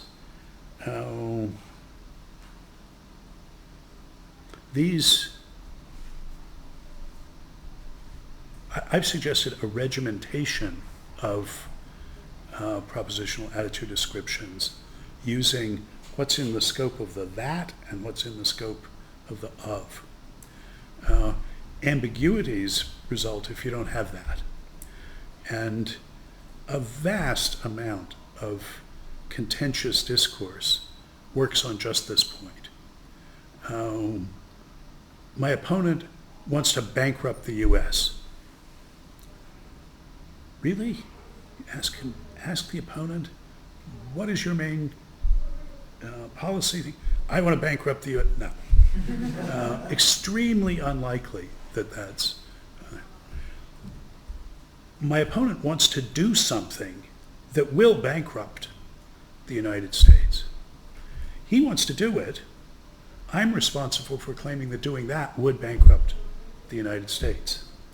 So in the little dialogue I imagine here, the defense attorney, the sly prosecutor says, the defense attorney believes that a pathological liar is a trustworthy witness. And the defense attorney would say, no, I believe my client is a trustworthy witness, and I'll give you evidence for that. And the prosecutor ought to say, yes, and I'll give you evidence that he's a pathological liar. The question is not whether the defense attorney believes that pathological liars are good witnesses. The question is this guy a pathological liar or not? So if they were interested in perspicuous sorting out of what everybody's committed to, then the prosecutor would say the defense attorney believes of a pathological liar, that he is a trustworthy witness, and that now makes clear who's responsible for what. Many political speeches you simply could not write if you had to disambiguate them in this way. Now, here is a point that I am vastly charmed by, and I report that there's an extremely small handful of other people I've ever been able to convince that this is cool. But in the functional account that I've given,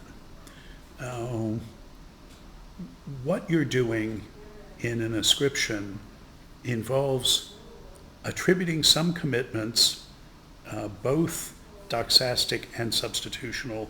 I mean, we haven't talked about the singular terms and substitutional commitments. We'll get around to that. It involves attributing some of those and undertaking some of them. And we can disambiguate. We can regiment so that we can tell which it is. And in a de re ascription, one is attributing a doxastic commitment and undertaking a substitutional commitment. Well, what if one attributes the substitutional commitment and undertakes the doxastic commitment? How do you do that? Well, here I'm imagining the politician says, the patriotic freedom fighters liberated the village. And you don't want to fight about whether they're patriotic freedom fighters or not. But you want to say, those patriotic freedom fighters of which you speak massacred everyone in the village. That's the doxastic commitment I want to undertake. And I'm willing to use your term, attributing the responsibility for specifying the people we're both talking about that way, that I'm attributing to you. And we do that with scare quotes. That is, the dual operator of de re propositional attitude descriptions is scare quotes. And I was immensely proud of giving what I believe is the first formal semantics of scare quotes late in chapter 8 of making it explicit, arguing that that should be just as much of interest as de re ascriptions. Maybe we don't need to do it with air quotes. I actually use superscripted S's when the copy editors will let me, which is not very often, because it's those particular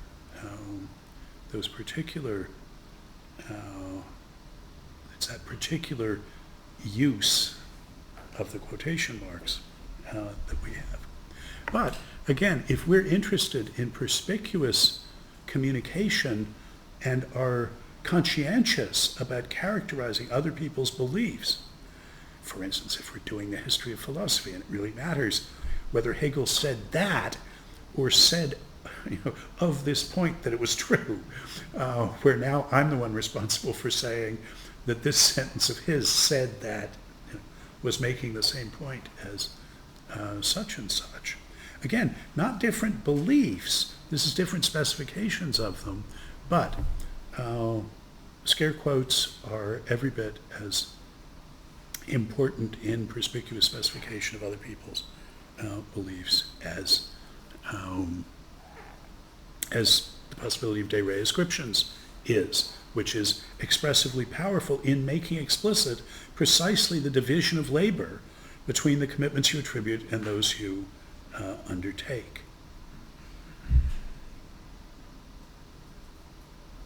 Well, how important is de re ascriptions? I mean, Quine worried about it, and I should say, if you read this literature, Quine introduced this topic very clearly, but perpetuated a misunderstanding of it that runs together. So Quine's, this discussion used to be something that absolutely every philosophy student would know, but it's long enough ago now, I take it isn't, that he thought that there was a particular kind of knowing what you were talking about, as opposed to just giving some vague description of it, but knowing what that was really being in de re contact with things. So he says, the sense in which I have a belief about Rosa Klebb that, who let us suppose is the shortest spy, I certainly believe that the shortest spy is a spy.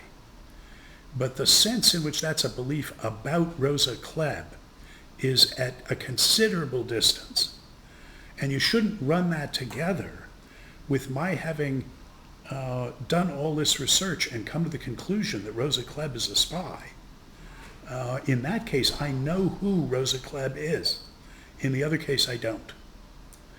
And he thought that had something to do with what's expressed in de re ascriptions. And there grew up a literature. His star student, David Kaplan, wrote about vivid names. And when you could substitute a vivid name for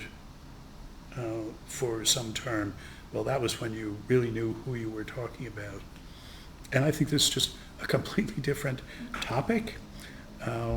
It's connected to what McDowell, following Evans, came to call essentially object-involving beliefs, as some beliefs that you would express using demonstratives could be, that if there weren't the thing there to be referred to the way you referred to it, you couldn't have the belief that you had. In chapter 8 of Making Explicit, I call those strong de re beliefs. I give you an account of them.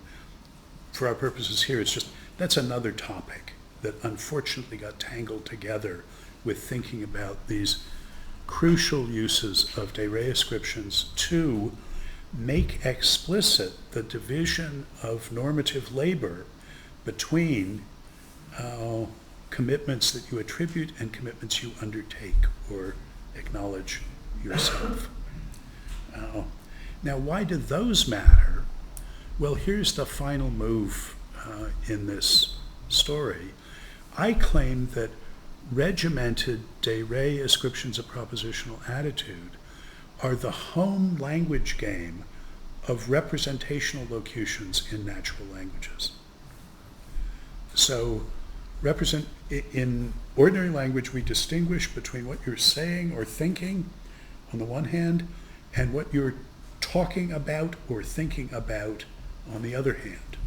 The one, we're going to give a dictum, the other one, we're going to specify a race, but we distinguish these, we have terms that are specifically representational uses. So this is the of I'm thinking of a number between 1 and 10, not the of the pen of my aunt. And this is the about of, he was talking about the Second World War, not the about of Bob's book weighs about 5 pounds.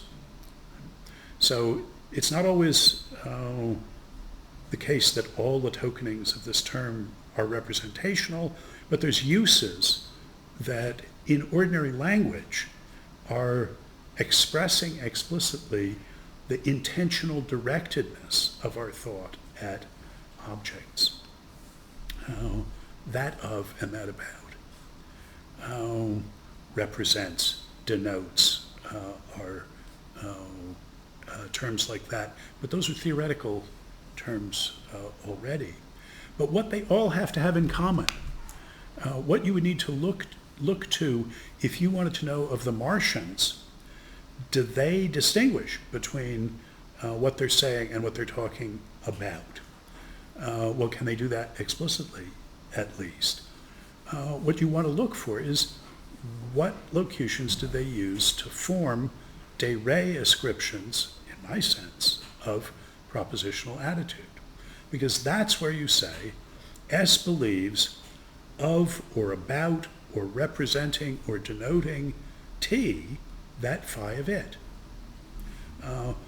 The function that these expressions play, that they share, in virtue of which they are representational locutions in natural language, is marking off the scope of the de re portion of a propositional attitude ascription, in the sense of the portion that the speaker is taking responsibility for the use of those expressions, as opposed to the rest of it that gets read in a de dicto way.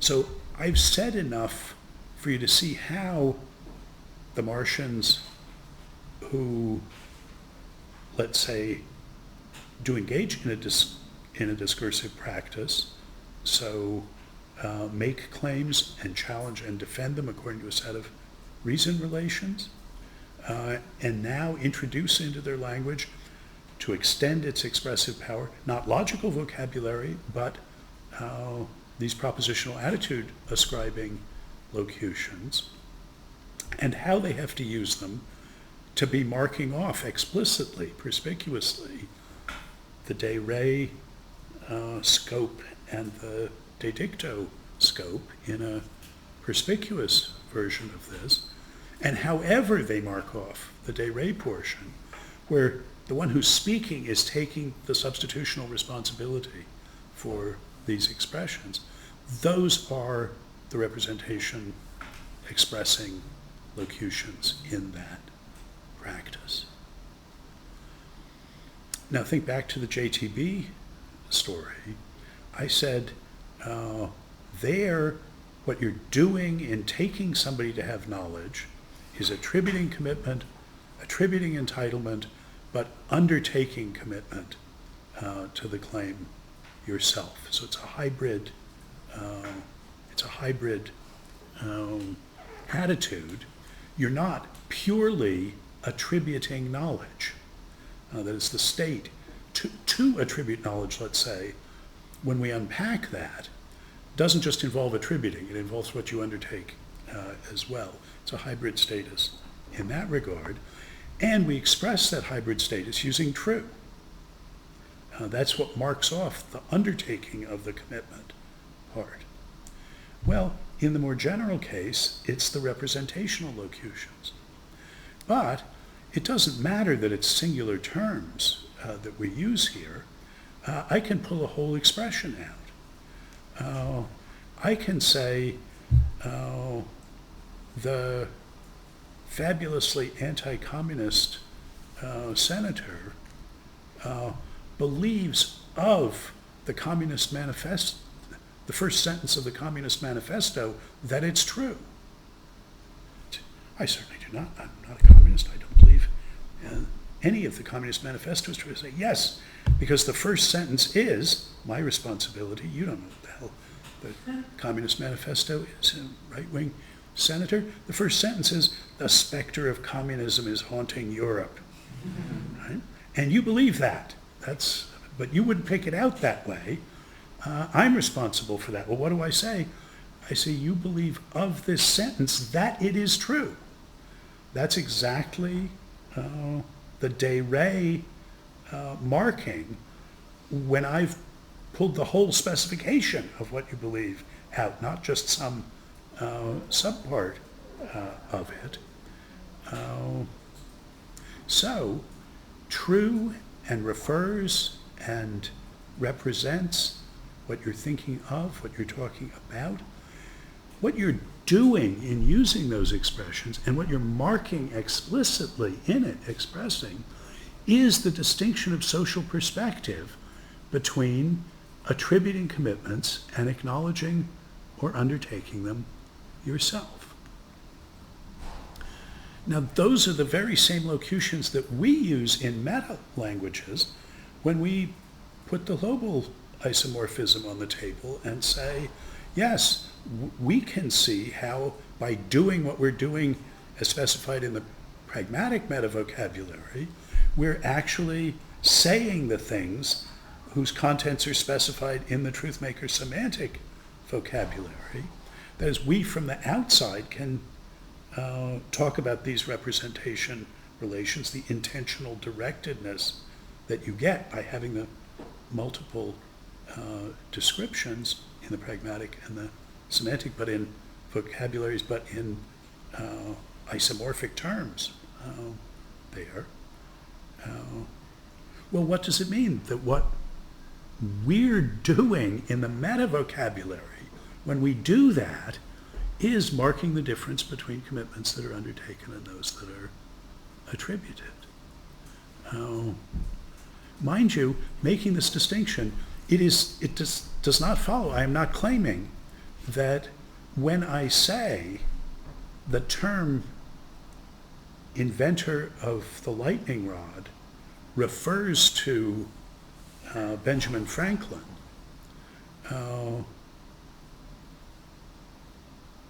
I am not saying anything about the difference between commitments that are attributed and commitments that are undertaken. But the claim is what I'm doing is only intelligible in terms of that. And remember I said from the beginning that the relation between what you're doing in saying something, which is what we express in a pragmatic meta vocabulary, and what you're saying when you say something, what we would express in a, say, representational semantic meta vocabulary, those relations are much more complicated than we have sort of figured out. And this is a prime example of that. The Bortian social pragmatist wants to say, look, forget all this representation talk. As long as we can keep score on each other's commitments and so on, that's what's really going on. That's what we're doing here. So just forget about this representation talk. Well, there's a sense in which we can understand everything about the representation talk in terms of that. Well, we can understand everything we're doing in speaking the representation talk that way. But it doesn't mean we're not saying something more than that. So anyway, this is a fat data point in thinking about the relations between what's said in a pragmatic meta vocabulary and what's said in a semantic meta vocabulary. And as I indicated, I don't think I see my way to the bottom of this relation. This is a fat data point. Anybody ought to be taking account of this. But in the context of our course, we don't talk about this in the book. This is going into more detail on the pragmatic side than we had to. And if you're ever going to finish a book, you have to not do the parts you don't have to do in order to do it. Otherwise, it doesn't get done. But the same sorts of tools, let's see about introducing into an arbitrary vocabulary, but now it has to be a vocabulary in use. Let's see about introducing locutions whose expressive job it is to make explicit what you're doing, in particular what practical attitudes you're taking up, what you're attributing, and what you're undertaking. And I take it that on the one hand, the fact that we can get something that is in some ways analogous to logical vocabulary, but for the pragmatic side, in much the same way that we did with the logic, that speaks well for our apparatus in the book. And on the other hand, the fact that we can do that with this still pretty simplified pragmatic meta-vocabulary, but look again at that first, the diagram on the first page of the handout. We're distinguishing statuses from attitudes. Within the status, we're distinguishing two statuses. Within the attitudes, we're distinguishing two attitudes. I mentioned among the commitments, we've also got commitments to accept and to reject. We're not going to worry about that. But it's fairly basic, but it has the expressive power to say all of this about de dicto and de re ascriptions, to make this point about truth talk and representation talk in relation to navigating between social perspectives. So that was my excuse for devoting this session to the metaphysics of discursive normativity and the locutions we use to make explicit crucial features of that. Next time, we'll look at the historical dimension as opposed to the social dimension and the empirical dimension. We're interested in conceptual contents. And last time we looked at the pure language of conceptual contents, implication space, semantics. But we say, well, actual sort of live conceptual contents are not pure. They're enmattered, either in a truth maker sort of way or in the way that's specified in a pragmatic sort of way. Now we're looking more at the practices, the doings that are the use of these expressions, and trying to get claimables, things that play the right, that have conceptual roles, that we can understand as making explicit these features of what we're doing. You're not going to understand conceptual contents in the wild unless you understand this, what's made explicit about them by this sort of pragmatic meta-vocabulary. You have to understand the social articulation of the use of these expressions. Well, you have to understand the historical development as well, and you have to understand the distinctive form of authority and responsibility that's involved in empirical contents, where non-inferential reports exercise a distinctive kind of authority, confer a distinctive kind of entitlement to things. So next time I want to talk about the historical dimension and the empirical dimension. And the claim is that these 2 weeks together will have rounded out our picture of actual conceptual contents. And then we'll move on to think about singular terms. But, okay, so very good. It was pointed out that next week is after election night. And so what condition, anybody's condition is likely to be in, remains to be seen. I'm just acknowledging that, and we will live with it. But, okay.